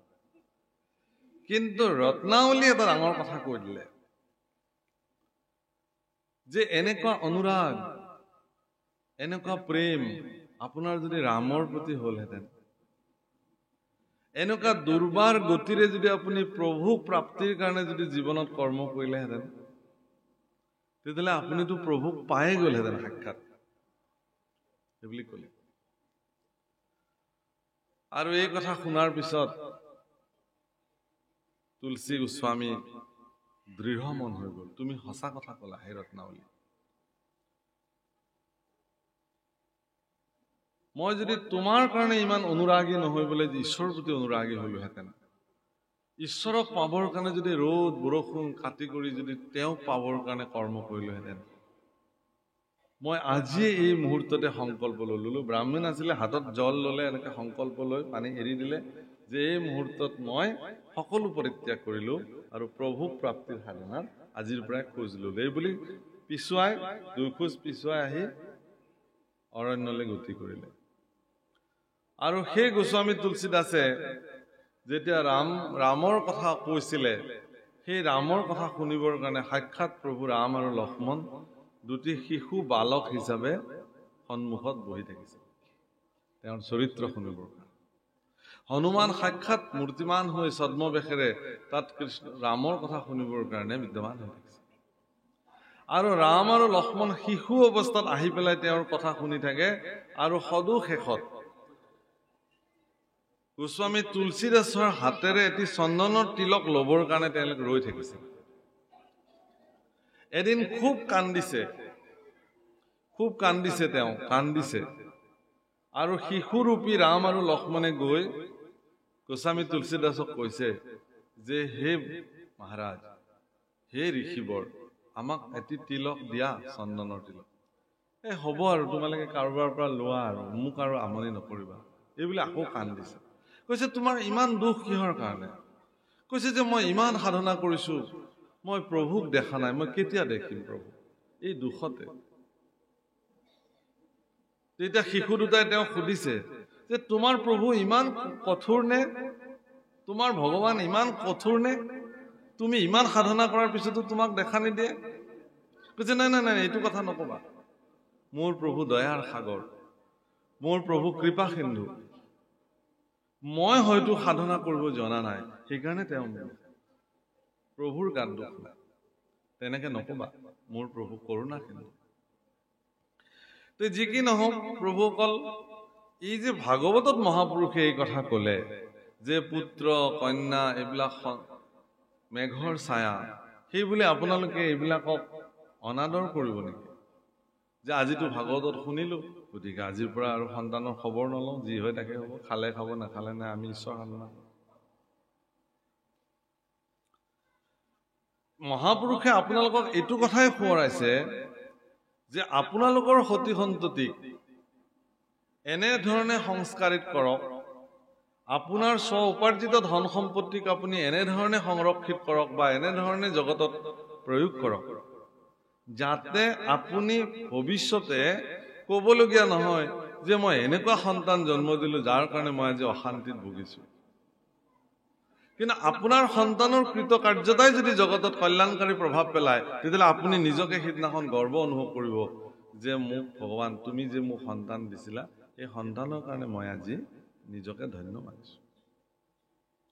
অৰ্থাৎ সিদিনাখন সন্তান আপোনাৰ কাৰণে কল্যাণকাৰী হ'ব। যদি আপোনাৰ দ্বাৰা উৎপাদিত সন্তান যদি জগতৰ অকল্যাণকাৰী হয়, দুষ্ট অনাচাৰী হয়, সিদিনাখন কিন্তু সন্তান আপোনাৰ কাৰণে মেঘৰ ছায়া হ'ব, তাতক নাটক মায়া। তেতিয়া আপুনি নিজেই ক'ব যে এইবিলাক এনেই মই জন্ম দিলো জগতত, ইহঁতৰ পৰা একোৱেই কামত নাই। যি কি নহওক প্ৰভুসকল, ৰাম কেতিক্ষণে পৰে নৰতনু ইটো, জীৱন জলৰ ৰেখা,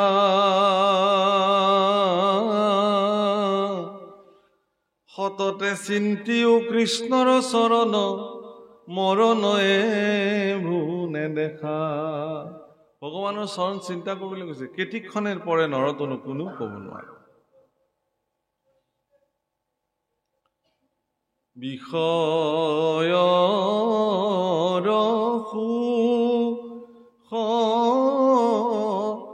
শুকৰ কহু পাইয়াৰে,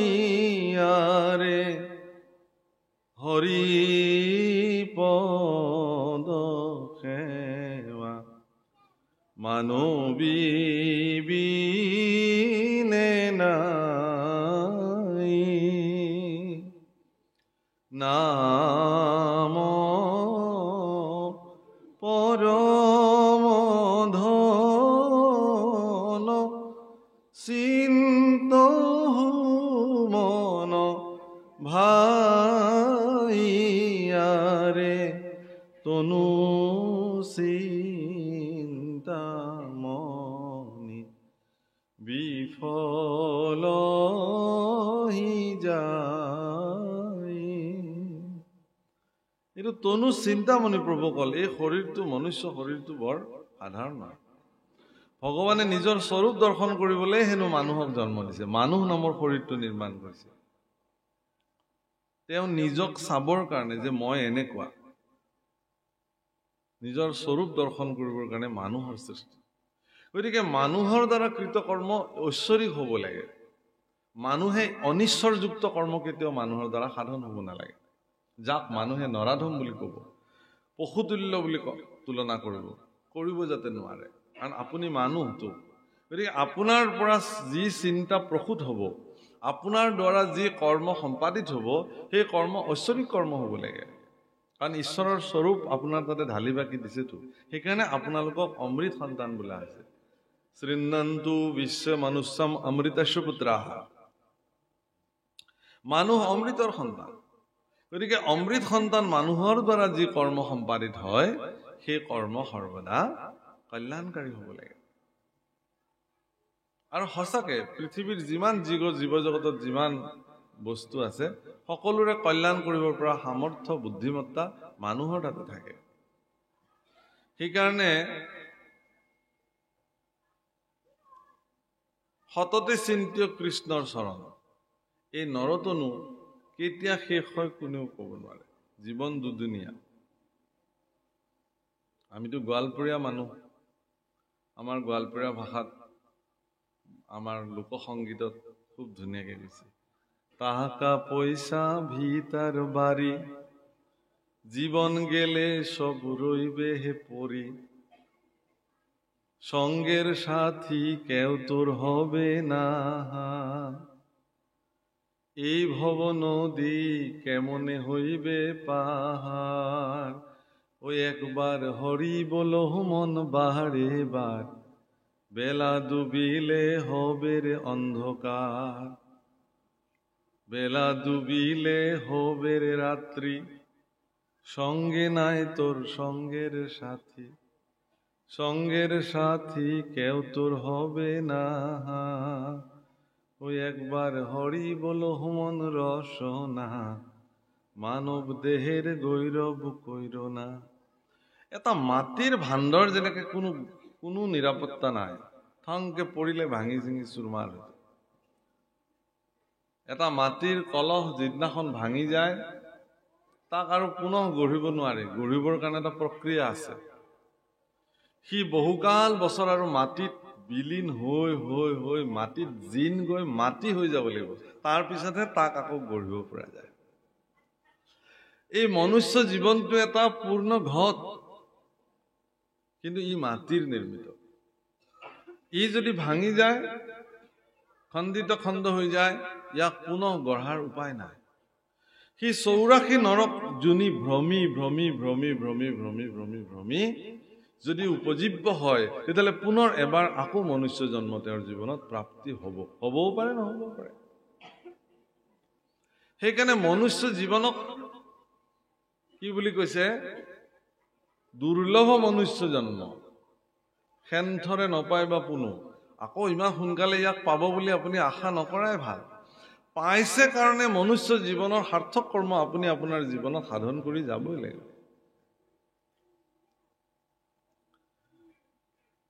বেলা ডুবিলে হবেৰে ৰাত্ৰি। বেলা ডুবিলে মানে আপোনাৰ জীৱনৰ সূৰ্য যিদিনাখন অস্ত যাব, সৰু ল'ৰা ছোৱালীবিলাক জন্ম পোৱাৰ লগে লগে সেয়া উদিত সূৰ্য। যৌৱন প্ৰাপ্ত যেতিয়া হয়, সি দুপৰীয়াৰ প্ৰখৰ সূৰ্য। আৰু লাহে লাহে লাহে লাহে যেতিয়া ভটিয়লি গীত গাবলৈ আৰম্ভ কৰে, জীৱন ভটিয়ায়। অনিচ্ছা, হেলা, ভাগৰ, বিষ, যন্ত্ৰণা এইবিলাকে এটা এটাকে আগুৰি ধৰে। কিবা কৰিব মন থাকিলেও এলাহ, ভাগৰ এইবিলাকে তেওঁক নিৰাশ কৰি তোলে। ঈশ্বৰ সাধনা কৰিবৰ কাৰণেও তেওঁ কি ক'ব যে মই গ'লোহেঁতেন, যাওক, নেযাওঁ আৰু, বেছি সময় বহি থাকিব নোৱাৰো নহয় তলত, গতিকে আৰু ইয়াৰ পৰাই সেৱা জনাইছো। কিন্তু যিখিনি সময়ত তেওঁ বহু সময় একেলগে বহি থাকিব পাৰিছিল, সেই সময়ত কিন্তু তেওঁ শুনিবলৈ নাহিলে। যিটো সময়ত তেওঁ ঘণ্টা ঘণ্টা জুৰি মাটিত বহি ঈশ্বৰৰ সাধন কৰিব পাৰিছিলে, সিদিনাখন কিন্তু তেওঁৰ মন মানসিকতাত কোনেও জাগ্ৰত কৰি নিদিলে যে তোমাৰ শক্তি সামৰ্থ্য থাকোতেই তুমি এই কৰ্ম কৰি লোৱা। সকলোৰে ধাৰণা এটাই হ'ল যে ধৰ্ম কাৰ্য বৃদ্ধ কালত কৰিব লাগে, গতিকে বৃদ্ধ কালত আমি কৰিম। কিন্তু ঈশ্বৰ পুৰুষে ইয়াৰ হিচাপো দি থৈছে, মহাপুৰুষে ইয়াৰ হিচাপ দিছে ধুনীয়াকে। প্ৰহ্লাদ চৰিত্ৰ, ও মনুষ্যৰ আয়ু শত বৰিষ সংখ্যাত, অৰ্ধেক বিফলে যাই জানিবা নিদ্ৰাত 100%ৰ 50% 50% টোপনিতেই যায়।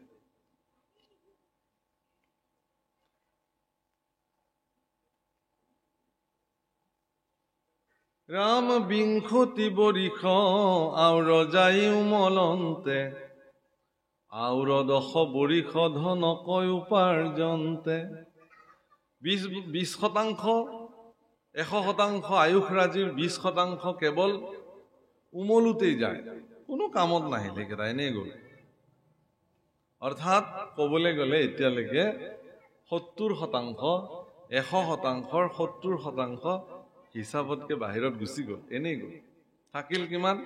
30%। তাৰো হিচাপ দিছে চাব।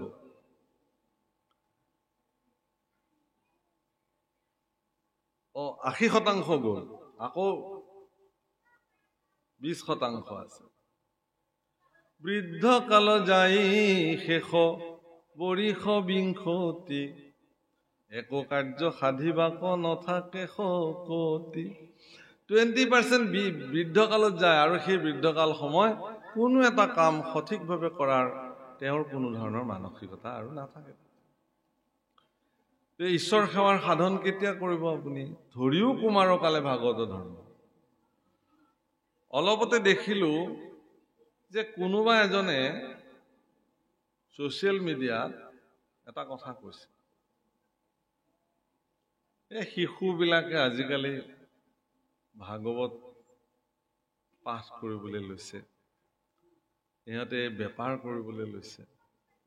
ভাগৱত পাঠ কৰাবিলাকে বেপাৰ কৰিবলৈ আৰম্ভ কৰিছে। এতিয়া শিশু এটাই বাৰু ভুলে শুদ্ধ ভাগৱত ক'বলৈ আৰম্ভ কৰিছে, ঈশ্বৰ সাধনা কৰিবলৈ আৰম্ভ কৰিছে, আমিবিলাকে প্ৰেৰণা দিব লাগে। ডেকা ল'ৰা এটাই যেতিয়া নামঘৰলৈ ধুতি সাজ পিন্ধি কৃষ্টি ৰক্ষা কৰিবৰ কাৰণে, ধৰ্ম সাধন কৰিবৰ কাৰণে নামঘৰলৈ আহে, আমি তেওঁক প্ৰেৰণা দিয়াটো উচিত। তেওঁ যদি ভুল কৰে, বয়োজ্যেষ্ঠসকলে সেই ভুলখিনিক খুব মৰমেৰে শুধৰাই দি তেওঁ যাতে সেই কাৰ্যত প্ৰৱৰ্তি থাকে তাৰ কাৰণে প্ৰেৰণা দিয়া উচিত। আমি যদি নিৰাশ কৰি পেলাওঁ, এতিয়া সি যদি, কাৰণ তাহাঁতৰ মনবিলাক হ'ল কি, শিশু অৱস্থাত, কৈশোৰ অৱস্থাত, যৌৱন অৱস্থাত মানুহৰ মনবিলাক এনেকুৱা ক্ষিপ্ৰ গতিত চলি থাকে, কিবা এটা কৰিব লাগে। যদি এইটো কৰিব নোৱাৰে সেইটো কৰিব, তেতিয়া গৈ কোনোবা দুষ্টৰ সংগ ল'ব, মদ ভাং খাব, কিবা খাব, তেতিয়াওতো আপুনি ক'ব। এতিয়া কৰিব কি? সেইকাৰণে এনেধৰণৰ নিৰাশাজনক কথা সমাজত কেতিয়াও পৰিব্যাপ্ত কৰিব নালাগে। আপোনাৰ সন্তানে যদি ঈশ্বৰ কৰ্মত, পঢ়া শুনা, তাৰ যিখিনি দৈনন্দিন কৰ্ম, সেইখিনি কৰি যোৱাৰ সমসাময়িকভাৱে যদি তেওঁ ঈশ্বৰ সেৱা কৰিছে, ভক্তি, তাৰ ফলত তেওঁৰ লাভ কি হ'ব? প্ৰশ্ন এইটো যে ঠিক আছে বাৰু, তেওঁ ধৰ্ম কৰিলে, আধ্যাত্মিক জ্ঞান তেওঁৰ প্ৰাপ্তি হ'ল, তাৰ কাৰণে লাভ কি হ'ব? লাভ এইটোৱেই হ'ব যে আপুনি পিতৃ হিচাপে আপোনাৰ সন্তানৰ পৰা আপুনি উচিত সেৱা গ্ৰহণ কৰিব পাৰিব, প্ৰাপ্তি কৰিব পাৰিব। কাৰণ এগৰাকী আধ্যাত্মিক গুণসম্পন্ন সন্তানে গুৰুৰ প্ৰতি কেনেকৈ শ্ৰদ্ধা জনাব লাগে, পিতৃ মাতৃৰ প্ৰতি কেনেকুৱা সেৱা আগবঢ়াব লাগে, সজ্জনৰ প্ৰতি কেনেধৰণৰ নৈতিক স্থিতি ৰাখিব লাগে, বয়োবৃদ্ধ লোকসকলৰ প্ৰতি সৎকাৰী মনোবৃত্তি কেনেকৈ আনিব লাগে, এই কথা আধ্যাত্মিক গুণসম্পন্ন ব্যক্তি এগৰাকীয়ে জানে, সন্তান এটাই জানে। যিখিনি কথা কোনো বিশ্ববিদ্যালয়ত শিকোৱা নাযায়,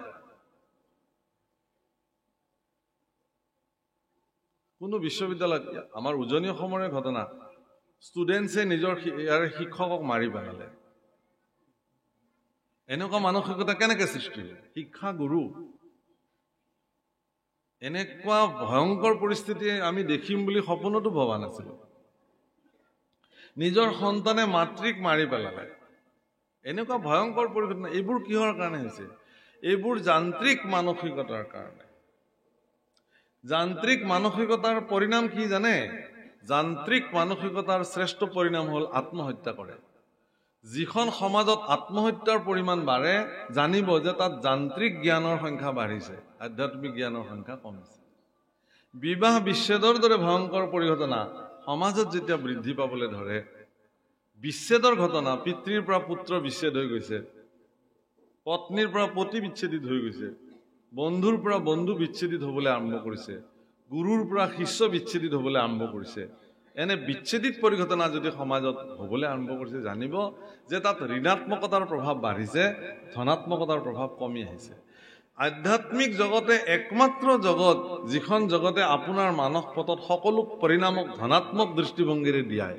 আপোনাৰ জীৱনত যদি সকলো শেষ হৈ যায়, বিনাশ হৈ যায়, তাৰপিছতো আধ্যাত্মিক জগতে ক'ব যে এতিয়াও একো শেষ হোৱা নাই, তাক পুনঃ গঢ়িব পৰাকৈ আপোনাৰ হাতত শক্তি সামৰ্থ্য বিদ্যমান আছে। কিন্তু নিৰাশাবাদীসকলে কি ক'ব যে আপোনাৰ আৰু কি থাকিল, আপুনিতো শেষেই হৈ গ'ল মানুহজন। দাও দাওকে জ্বলি থকা জুই, নিজৰ ঘৰ দুৱাৰ সম্পত্তি লেলিহান জুইত যেতিয়া দহি থাকে, কোনেও তাক পানী ঢালি ফায়াৰ ব্ৰিগেড আহি একো কৰিব পৰা নাই। নিজৰ স্ব উপাৰ্জিত সম্পত্তি ঘৰ সকলো জ্বলি গৈ আছে অগ্নিত। তেনেকুৱা অৱস্থাত যদি ব্যক্তি এগৰাকীক আপুনি গৈ কাষত দৃঢ়তাৰে ক'ব পাৰে যে আপুনি একো ইমান দুখ কৰিব নালাগে, একো হোৱা নাই, আপুনিতো ভালে আছে, আপোনাৰ সতি সন্ততিখিনিতো নিৰাপদে আছে, গতিকে এনেকুৱা 10টা বিল্ডিং আপুনি বনাই ল'ব পাৰিব, আপুনি নিৰাশ নহ'ব, আমি আছো নহয় আপোনাৰ লগত, এই বুলি ক'লে মানুহজনে কিন্তু লগে লগে কি হৈ যাব, স্থিৰ হৈ যাব। আৰু এইটো আধ্যাত্মিক গুণসম্পন্ন ব্যক্তিহে এনেকুৱা প্ৰেৰণা দিব পাৰে। কিন্তু নিৰাশাবাদী মানুহ কি বুলি ক'ব, ঋণাত্মক চিন্তাৰ মানুহে, যে তাকে চিন্তা কৰিছো, এতিয়া আপুনি কি লৈ জীয়াই থাকিব, চবতো শেষেই হৈ গ'ল, কাইলৈ পৰাতো আপোনাৰ সতি সন্ততি পথৰ ভিখাৰী হ'ব, কাঙাল হ'বলৈ গৈ আছে, আপোনাৰ জীয়াই থাকি কি হ'ব এতিয়া। যদি এইটো কথা কয়, আপুনি চাব যে দাও দাওকৈ জ্বলি থকা জুইকুৰাত তেওঁ জাপ মাৰি দিয়াটো একো ঠেক নাই, হয়তো মোৰনো কি থাকে। গতিকে আপোনাৰ বাক্য আৰু বচন নিৰ্ণয় হয় আপোনাৰ মস্তিষ্কত স্থিতি লৈ থকা আধ্যাত্মিক চিন্তা চেতনাৰ ওপৰত।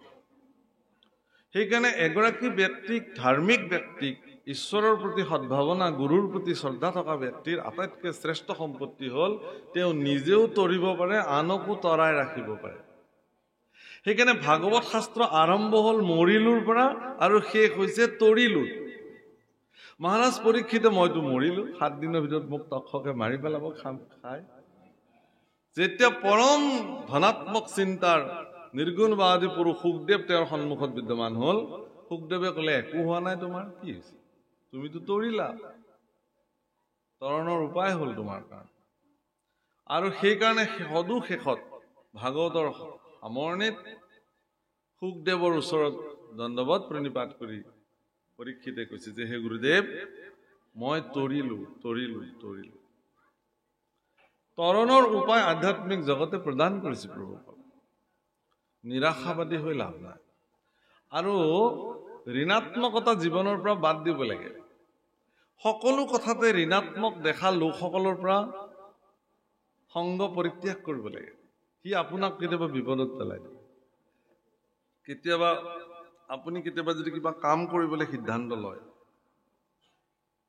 যদি কেনেবাকে আপোনাৰ বন্ধুৰ তালিকাত যদি কোনোবা তেনেকুৱা নিৰাশাবাদী ঋণাত্মক চিন্তাধাৰাৰ যদি বন্ধু আছে, আৰু তেওঁ যদি কেনেবাকে গম পায় যে আপুনি এটা শুভ কাৰ্য সম্পাদন কৰিবলৈ লৈছে, তেওঁ একেষাৰে আপোনাক ক'ব, এইবিলাক কাম নাই, তুমি মিছাতে এইবোৰ ফচিবলৈ গৈ আছা। তেওঁ নকৰিবও পাৰে। কিন্তু যদি এগৰাকী পজিটিভ চিন্তাৰ, ধনাত্মক চিন্তাৰ যদি বন্ধু আপোনাৰ যদি আছে, তেওঁ ক'ব যে খুব ভাল, আমি আছো, আগবাঢ়ক, কৰিব লাগে। কৰ্ম আৰম্ভ কৰিলেহে তাৰ শেষ হ'ব, ভাল কাম সদায় কৰিব লাগে। সেইকাৰণে সেই প্ৰভুসকল, এইবোৰ নাটেক মায়া হয়, কিন্তু এই নাটেক মায়া সিদিনা হ'ব যিদিনা আপুনি উচিত সংস্কাৰৰ জৰিয়তে তাক সুসংগবদ্ধ কৰিব নোৱাৰে। সন্তান আপোনাক ভগৱানে প্ৰদান কৰিছে, আপুনি সন্তানৰ পিতৃ হৈছে, সেইখিনি শেষ নহয়। সেই সন্তানক এগৰাকী জগতৰ কল্যাণকাৰী সত্তা হিচাপে প্ৰস্তুত কৰি তোলাটো আপোনাৰ কিন্তু পবিত্ৰ কৰ্তব্য। আৰু যদি আপুনি সেইমতে কৰিছে, তেতিয়াহ'লে আপুনি সফল হৈ গ'ল আপোনাৰ জীৱন। বহু পিতৃ মাতৃক দেখা যায় যে বহুত ধন সম্পত্তি থকাৰ পিছতো একমাত্ৰ দুৰাচাৰী সন্তান জন্ম হ'ল কাৰণে তেওঁৰ জীৱনত শান্তি নাই। আৰু তেওঁতো নিজৰ শান্তি নাই, তেওঁ আনকো অশান্তি কৰি ফুৰে। কাৰণ তেওঁৰ সতি সন্ততিৰ দুৰ্ব্যৱহাৰ তেওঁ গোটেই জীৱনত তেওঁ সেইবিলাক ভোগ কৰি থাকে, আৰু সেই ভোগ তেওঁ অকলে সহিব নোৱাৰি আনকো দি থাকে। এনেকুৱা ঘটনাও দেখাও। সেইকাৰণে সেই অৰ্থতে মহাপুৰুষে ইয়াক তাতেক নাতেক মায়া বুলি কৈছে। গতিকে সততে চিন্তিও কৃষ্ণৰ চৰণ মৰণ এভো নেদেখা। গতিকে কৃষ্ণৰ চৰণ চিন্তা কৰে, কাৰণ ই জগতৰ শ্ৰেষ্ঠ কৰ্ম। মহাপুৰুষ মাধৱদেৱে লিখিলে নামঘোষাত, মানে প্ৰভুসকল মহাপুৰুষ মাধৱদেৱে নামঘোষাত এটা বস্তু লিখিছে, ভজহু গোবিন্দ মূঢ় স্মৰহু গোবিন্দ মূঢ় অন্তকালে গোবিন্দেহে ৰাখিবন্ত নৰাখিব দুক্ৰিয় কৰণে। এইটো নামঘোষাৰ শ্লোক। মই দেখিলো যে অসমৰ বিভিন্ন পণ্ডিতে ইয়াৰ ব্যাখ্যা কৰিছে, কিন্তু এই ব্যাখ্যাত দেখা যায় যে দুক্ৰিয়কৰণ শব্দটো তেওঁলোকে ব্যাখ্যা কৰিছে কি, যে কোনো দ্বিতীয় ব্যৱস্থাৰ দ্বাৰা আপুনি মুক্তি পাব নোৱাৰে। এই কথা মাধৱদেৱে সিদ্ধান্ত দিব বুলি মোৰ মনে নধৰে। কি মাৰ্গেৰে কোন মুক্তি হৈছে এই কথা কোনেও আজিলৈকে ক'ব পৰা নাই। কিন্তু আপুনি কৰ্মকাণ্ডৰে মুক্তি লাভ কৰিছে নে, জ্ঞান কাণ্ডৰে মুক্তি লাভ কৰিছে নে, ভক্তি কাণ্ডৰে মুক্তি লাভ কৰিছে, ইয়াৰ সিদ্ধান্ত কোনেও দিব নোৱাৰে। এইটো ঈশ্বৰে জানে কোন কেনেকে মুক্ত হৈ আহিলে। আমি যিবিলাক ব্যক্তিয়ে একদম শৰণত ধৰি ললো, বিলীন হৈ আছো, আমাৰ যিবিলাক মুৰব্বী বা প্ৰকাণ্ড বিদ্যুৎ ভক্ত পণ্ডিতসকল ইতিমধ্যে আমাক এৰি থৈ জগতলৈ গুচি গৈছে, তেওঁলোক এতিয়া বৈকুণ্ঠতে আছে নে নৰকতে আছে, তাৰ হিচাপ কাৰ হাতত আছে? এতিয়া লিষ্টখন কাৰ হাতত আছে? কোনেও দিব নোৱাৰে। মই এটা উদাহৰণ দিওঁ আপোনাক। এজন সন্ত পুৰুষে এদিন কৰবালৈ গৈ আছিল, যাওঁতে এখন অৰণ্যৰ মাজেৰে যাব লাগে। সেই অৰণ্যৰ মাজেৰে যাব লাগে কাৰণে গাঁৱৰ মানুহবিলাকে ক'লে যে হে সন্ত পুৰুষ, আপুনি এই অৰণ্যখনৰ মাজেৰে যাব নালাগে। কিয়? বোলে এই অৰণ্যখনত এজন দস্যু আছে ভিতৰত, তেওঁ মানুহ মাৰে কাটে, সেইটোৱে কাম। দিনত যাব, অলপ ইফালেৰে ঘূৰি যাব। কৈছে যে মইতো যাব লাগে, মোৰতো কাম আছে খুব জৰুৰী। যি হয় হ'ব আৰু। তেওঁ বেলাই পোহৰে পাৰ হ'ব পাৰিলে, কিন্তু অৰণ্যখন বহুত দীঘলীয়া আছিল কাৰণে সন্ধিয়া লাগিব। সন্ধিয়া আৰু অৰণ্যত খোজ কাঢ়িব নোৱাৰে, পদে পদে ভয়, জীৱ জন্তুৰ ভয়। তেতিয়া তেওঁ কি কৰিলে, সিদ্ধান্ত ললে যে মই এতিয়া অৰণ্যৰ মাজত সোমালো, উভতি যাবও নোৱাৰো, আৰু বাঘ ভালুকে দেখিলেতো মোক খাই পেলাব, তাতকে মই এই দুষ্টজনৰ ঘৰতে এক ৰাতি থাকো। কাৰণ বাঘ সিংহক মই হাতযোৰ মোক নাখাব বুলি ক'লেতো নুশুনিব, কিন্তু দুষ্টজনৰ যদি মই ভৰিত ধৰো যে মোক জীয়াই ৰাখা, নামাৰিবা, মোৰ কি আছে লৈ লোৱা তুমি, এই বুলি ক'লেতো কিজানি মানিব। এইটো মানুহে হয়তো দুষ্ট হলেও। এই বুলি দুষ্টজনৰ ঘৰলৈ বীৰ দৰ্পে তেওঁ গৈ থাকিলে। দুষ্টজনে বাহিৰত দেখিছে যে বা এইজন কোন, মোৰ নাম শুনিলে মানুহ ভয়ত পলাই পত্ৰং দিয়ে, এইজনে ইমান নিৰ্ভীকভাৱে মোৰ ওচৰলৈ আহি আছে, এই মানুহ নহয়, এইজন মানুহ হবই নোৱাৰে, এইজন কোনোবা দেৱ পুৰুষ, ঈশ্বৰ পুৰুষ, শক্তিবান পুৰুষ, মোতকেও শক্তিবান হ'ব লাগিব। এই কথা ভাবি সেই দুষ্টজনে আগবাঢ়ি আহি পেলাই তেওঁক প্ৰণাম জনালে। প্ৰণাম হে সন্তজন, কি উদ্দেশ্যে আপুনি মোৰ ওচৰলৈ? বোলে একো উদ্দেশ্য নাই, মই নিশাটো তোমাৰ ঘৰত কটাব খুজিছো, মই অমুকলৈ যাম, অৰণ্যত মোক বাঘ সিংহৰ কাৰণে নিৰাপত্তা নাই, তোমাৰ ওচৰলৈ আহিছো। দুষ্টই ভাবিলে মোক পৰীক্ষা কৰিবলৈ আহিছে, আৰু বা কি কৰে। খুব সেৱা কৰিলে একদম মনে প্ৰাণে। এই আপুনি চিন্তাই কৰিব নালাগে, একদম মই গোটেই ৰাতি প্ৰহৰা দিম আপোনাৰ কাৰণে, মোৰ বহুত বাহুবল আছে, পৰাক্ৰম আছে, নিশ্চিন্তে আপুনি থাকক। এই বুলি সেই সন্তজনৰ তেওঁ এনেকুৱা শুশ্ৰূষা কৰিলে হিচাপ নাই। নিজে সুন্দৰ সুস্বাদু অন্ন ৰান্ধিছে, তেওঁ আগত দিছে, জলপান দিছে, চব দিছে আৰু দি মেলি সুন্দৰ বিচনা কৰি দিছে, শুৱাই ৰাখিছে, গোটেই বিনিদ্ৰ ৰজনীৰে গোটেই ৰাতি প্ৰহৰা দিছে আৰু খুব সোনকালে তেওঁ উঠিছে, উঠি স্নান আদি কৰি তেওঁ নাম লৈছে। তাৰপিছত কৈছে আপুনি যাবৰ হ'ল বোলে, যাবৰ হ'ল। এই বোলে একদম অৰণ্যখন আগুৱাই দি থৈ নিৰাপদ জেগাত এৰি দি থৈ তেওঁ আকৌ পুনৰ ঘৰলৈ আহিছে। যথা সময়ত সন্তজনৰো মৃত্যু হ'ল আৰু দুষ্টজনৰো মৃত্যু হ'ল।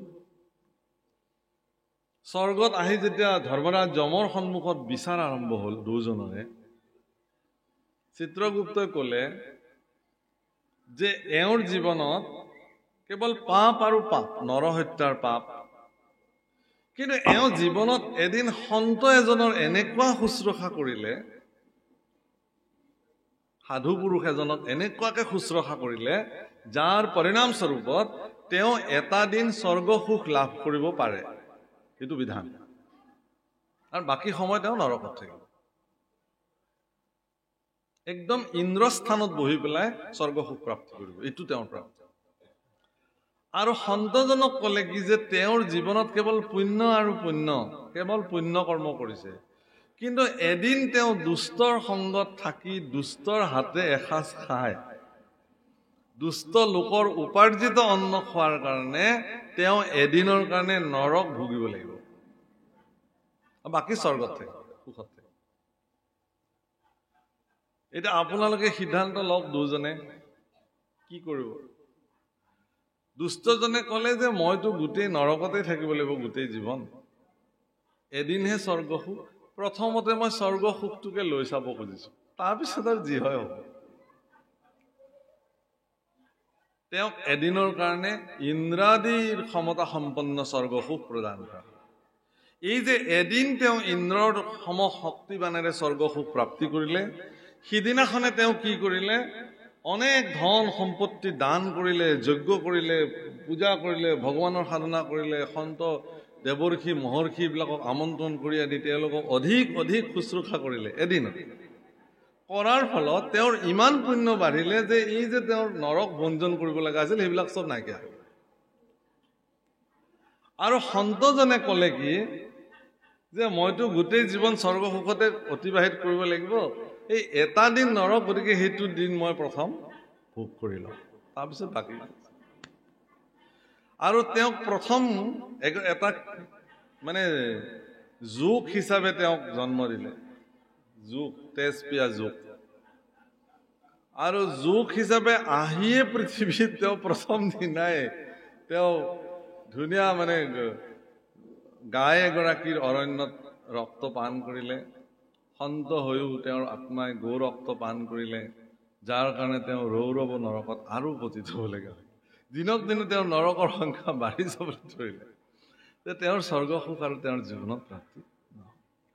আটাইতকৈ ডাঙৰ কথা এই কথাটো কোৱাৰ প্ৰয়োজনীয়তা এইটোৱেই যে মানুহে মনুষ্য জীৱনত সৰ্বদা দুষ্টজনৰ সংগ পৰিত্যাগ কৰিব লাগে।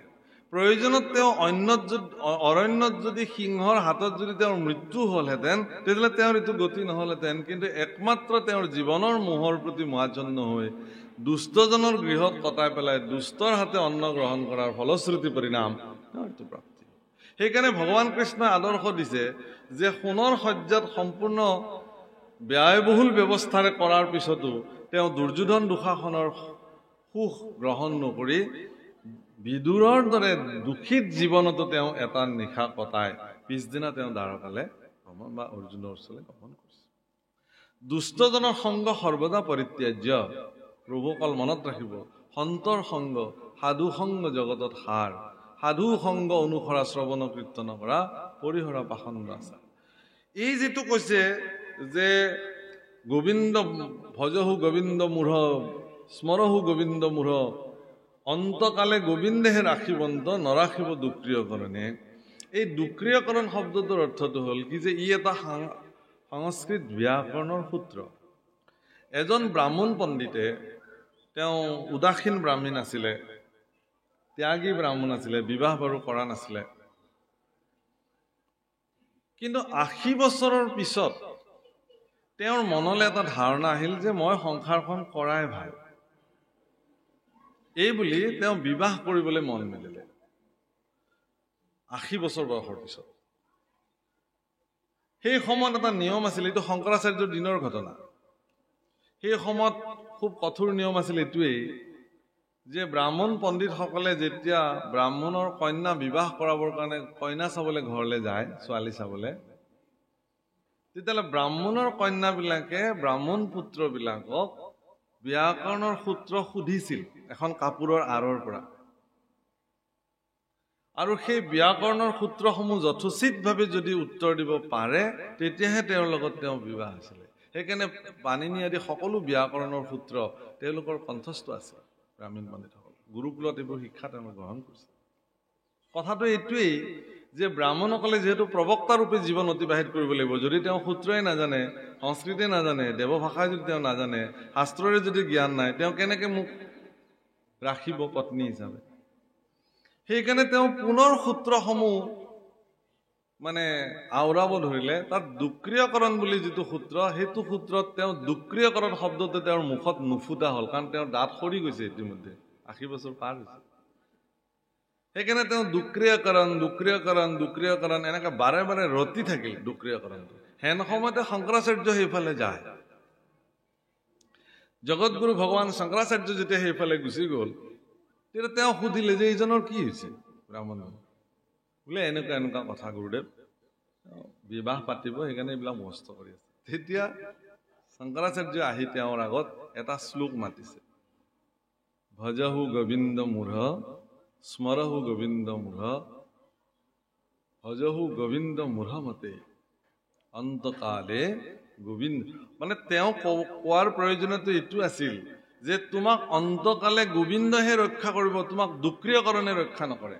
তোমাৰ এতিয়া বয়স হৈছে, এতিয়া তুমি আৰু বিয়াৰ কথাটো বাদ দিয়া, সংসাৰৰ কথাটো বাদ দিয়া, ইমান দিনটো কটালাই এনেকে। এতিয়া তুমি আৰু দুক্ৰিয়কৰণৰ সূত্ৰ মুখস্থ কৰি লাভ নাই, তুমি ঈশ্বৰ সাধনাত লাগা, সেইটোহে তোমাক ৰক্ষা কৰিব। এই কথাটোকে মহাপুৰুষ মাধৱদেৱে নামঘোষালৈ লৈ আহিছিলে। গতিকে মাধৱদেৱৰ অধ্যয়ন কিমান বিশাল আৰু পৰিসৰযুক্ত আছে সেই বস্তুটো। দুক্ৰিয়কৰণে আপোনাক ৰাখিব নোৱাৰে, কোনো বিদ্যায়তনিক শিক্ষা সূত্ৰই আপোনাৰ জীৱনক ৰক্ষা কৰিব নোৱাৰে। বিদ্যায়তনিক আপোনাৰ জীৱনত প্ৰাপ্ত যি বিদ্যা শিক্ষাই আপোনাক এটা ভাল চাকৰি দিব, আপোনাক জীৱন জীৱিকা দিব পাৰে, কিন্তু আপোনাৰ জীৱনৰ যিটো পৰম সাধনাৰ প্ৰাপ্তি হৈ মনুষ্য জীৱনক সাৰ্থক কৰাৰ যিটো ব্যৱস্থা, সেইটো কিন্তু দিব নোৱাৰে।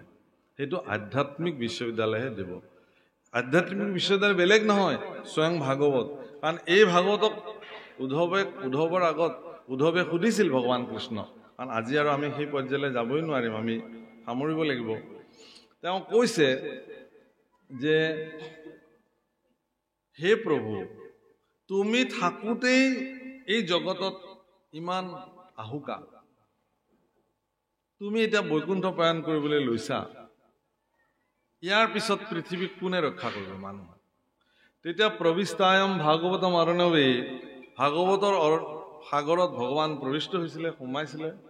সেইকাৰণে কৈছে তেনায়ং বাংময় মূৰ্তি প্ৰত্যক্ষ বৰ্ততে হৰে সেৱনাত শ্ৰৱণাত পাঠাত দৰ্শনাত পাপনাশিনী। ভাগৱত শাস্ত্ৰ সেৱা কৰিলে, সেৱনাত শ্ৰৱণাত শুনিলে, আজি আপোনালোকে যেনেকে শ্ৰৱণ কৰিছে, পাঠাত কোনোবাই পাঠ কৰিলে, দৰ্শনাত পাপনাশিনী, যদি ভাগৱত দৰ্শনো কৰে, দৰ্শন কৰি যদি তেওঁ অন্তঃকৰণে সেৱা লয়, তাৰ পৰাও তেওঁৰ জীৱনৰ সৰ্বোচ্চ পাপ মুক্ত হৈ যাব। একাদশ স্কন্ধতে এই কথা বৰ্ণন কৰিছে প্ৰভুসকল, ভাগৱতক কেনেকে দৰ্শন কৰিব মানুহে। কৃষ্ণোদক সংবাদত বৰ্ণন কৰিছে। আপোনালোকৰ ভাগৱত শোভাযাত্ৰা কৰে, আপোনালোকে দেখিছে ভাগৱত শোভাযাত্ৰাটো হয় ইয়াতে, নহয় জানো? হয়। ভাগৱত তিনিটা কাৰণত চৈতন্য হয় প্ৰভুসকল, তিনিটা কাৰণত। এগৰাকী শুদ্ধ সদাচাৰী নামী ভকতে, যাৰ কোটি কোটি নামৰ সাধন আছে, তেনেকুৱা নামী ভকতে যেতিয়া শিৰত ভাগৱত ধাৰণ কৰি গুৰু আসনত যিদিনাখন প্ৰতিষ্ঠা কৰি দিয়ে, তেতিয়া ভাগৱতৰ প্ৰাণ প্ৰতিষ্ঠা হয়, চৈতন্য হৈ যায়। নহলেতো মানুহে কিতাপৰ দোকানত থৈ দিয়া ভাগৱতকো এনেকে পইচা এটা দি চাকি এগছ এনেকে জ্বলাই সেৱা নকৰে নহয়, মানুহে কৰিব জানো? নামঘৰলৈ আহিবই নালাগে, বজাৰতে বোলে মোৰতো সময় হৈছে, গতিকে কিতাপৰ দোকান এখন বোলে আপোনাৰ ভাগত আছেনে বোলে আছে, বোলে ক'ত বোলে ৰ'ব মই দেখা কৰিলেও হ'লহেঁতেন। নকৰে নহয়। কিয় নকৰে? যে তাত থকা ভাগৱতসমূহক এনেই বিক্ৰীৰ কাৰণেহে ৰাখিছে, তাক চৈতন্যময় মূৰ্তি হিচাপে ৰখা নাই। চৈতন্যময় মূৰ্তি হিচাপে ভাগৱত ক'ত বহি থাকে? গুৰু আসনত। সেইকাৰণে কোনোবাক প্ৰস্তাৱ কৰিলেই যে আপোনাক প্ৰস্তাৱ কৰা হ'ল আপুনি গুৰু আসন প্ৰতিষ্ঠা কৰিব লাগে, বীৰ দৰ্পে গৈ পেলাই সেইখন থৈ অহাটোকে প্ৰতিষ্ঠা বুলি নকয়। ভাগৱত কোনে প্ৰতিষ্ঠা কৰিব? সেই ব্যক্তিজনৰ সেই ভাগৱত প্ৰতিষ্ঠা কৰাৰ পাত্ৰতা আছে নে নাই তাক ধ্যান কৰিব লাগিব। তেওঁৰ আহাৰ বিহাৰ শুদ্ধ হয়নে নহয়, সদাচাৰী হয়নে নহয়, নিয়মিত তেওঁ গুৰু সেৱা কৰে নে নকৰে, কৃষ্ণ কথাৰে তেওঁ সমৃদ্ধ হয়নে নহয়, ভগৱানৰ মূৰ্তিক তেওঁ জীৱনত সৰ্বদা ধ্যান কৰি পাইছেনে নাই। তেনেকৈ এগৰাকী শুদ্ধ সদাচাৰী ভক্তৰ শিৰত উঠি যেতিয়া ভাগৱত গৈ গুৰু আসনত প্ৰতিষ্ঠা হয়, তেতিয়াহে ভাগৱত চৈতন্য ৰূপে বিদ্যমান হৈ থাকিব। আৰু সেই গুৰু আসনত আহি যিসকলে সেৱা সৎকাৰ কৰিব তাৰ পৰা কৃপা লাভ হ'ব, তেতিয়া ভাগৱত চৈতন্য। এক। দুই, যেতিয়া কোনো শুদ্ধ সদাচাৰী ভকতৰ দ্বাৰা ভাগৱত পাঠ হয় আৰু সজ্জনসকলে যেতিয়া ভাগৱত শ্ৰৱণ কৰে, সেই মুহূৰ্তত ভাগৱত চৈতন্য হৈ থাকে। তৃতীয়তে, যেতিয়া ভাগৱত শোভাযাত্ৰা হয়, শোভাযাত্ৰা কেনেকে কৰিব লাগে তাকো কৈছে। দণ্ডে ছত্ৰে ভণ্ডে গীতে মাতে নৰ্তকে ভাগৱতক লৈ যাব লাগে নগৰ কীৰ্তন কৰাবৰ কাৰণে, মানে ৰাস্তাই ৰাস্তাই পৰিভ্ৰমণ কৰাব লাগে। সুন্দৰ ছত্ৰ ধৰিব লাগে। ভাগৱত মুকলিকে লৈ যাব কেতিয়াও নালাগে। ভাগৱত এনেকে মুকলিকে নিব নালাগে, ভাগৱতৰ ওপৰত ছত্ৰ ধৰিব লাগে। সুন্দৰ পতাকা ল'ব লাগে, ধৰ্মদণ্ড লগত ল'ব লাগে, বাদ্য যন্ত্ৰ শিঙা শংখ ঘণ্টা দবা বজাই যাব লাগে, খোল তাল বজাই যাব লাগে, মংগল ধ্বনি উৰুলি মাজে মাজে ধ্বনি কৰিব লাগে, শংখ ধ্বনি কৰিব লাগে, নাম কীৰ্তন কৰি কৰি ভাগৱতক লৈ যাব লাগে। কিয় লৈ যাব লাগে? যে নামঘৰত থকা চৈতন্যময় ভাগৱতক সকলোৱে দৰ্শন কৰিব সুযোগ নাপাবও পাৰে। এনেকুৱা কিছুমান ব্যক্তি আছে, তেওঁ নামঘৰলৈ অহাই নাই, কোনোদিনে দেখাই নাই। সেইদিনাখন ভগৱন্ত পুৰুষে তেওঁক দেখা কৰিবৰ কাৰণে কৃপা কৰে, আৰু সেইদিনাখন যদি তেওঁ দেখি পেলাই তাত শিৰ নত কৰিলে দৰ্শনাত পাপন আছে তেওঁৰ জীৱন। জগন্নাথ দৰ্শন কৰিবলৈ মানুহ যায়, হাজাৰ হাজাৰ লাখ লাখ যাত্ৰী যায়, কিন্তু জগন্নাথ প্ৰভু এটা দিন নিজে ওলাই আহে বাহিৰলৈ, ৰথযাত্ৰা বুলি কয়। সেইদিনাখন তেওঁ লক্ষ লক্ষ যাত্ৰীক দেখা দিবৰ কাৰণে তেওঁ ভিতৰৰ পৰা বাহিৰলৈ ওলাই আহে। সেইটো নিয়ম। গতিকে এই তিনিটা কাৰণত ভাগৱত শ্ৰী চৈতন্য হৈ যায়, তেওঁৰ পৰা কৃপা লাভ হয়। সেইকাৰণে ভাগৱত সাগৰত ঈশ্বৰ পুৰুষ বিদ্যমান হৈ থাকে, ভাগৱত শ্ৰী চৈতন্য স্বৰূপ ভগৱানৰ, আৰু এই ভাগৱতক সেই ধৰণে মান্যতা দিব লাগে। ই আমাৰ কাৰণে পৰম কল্যাণকাৰী।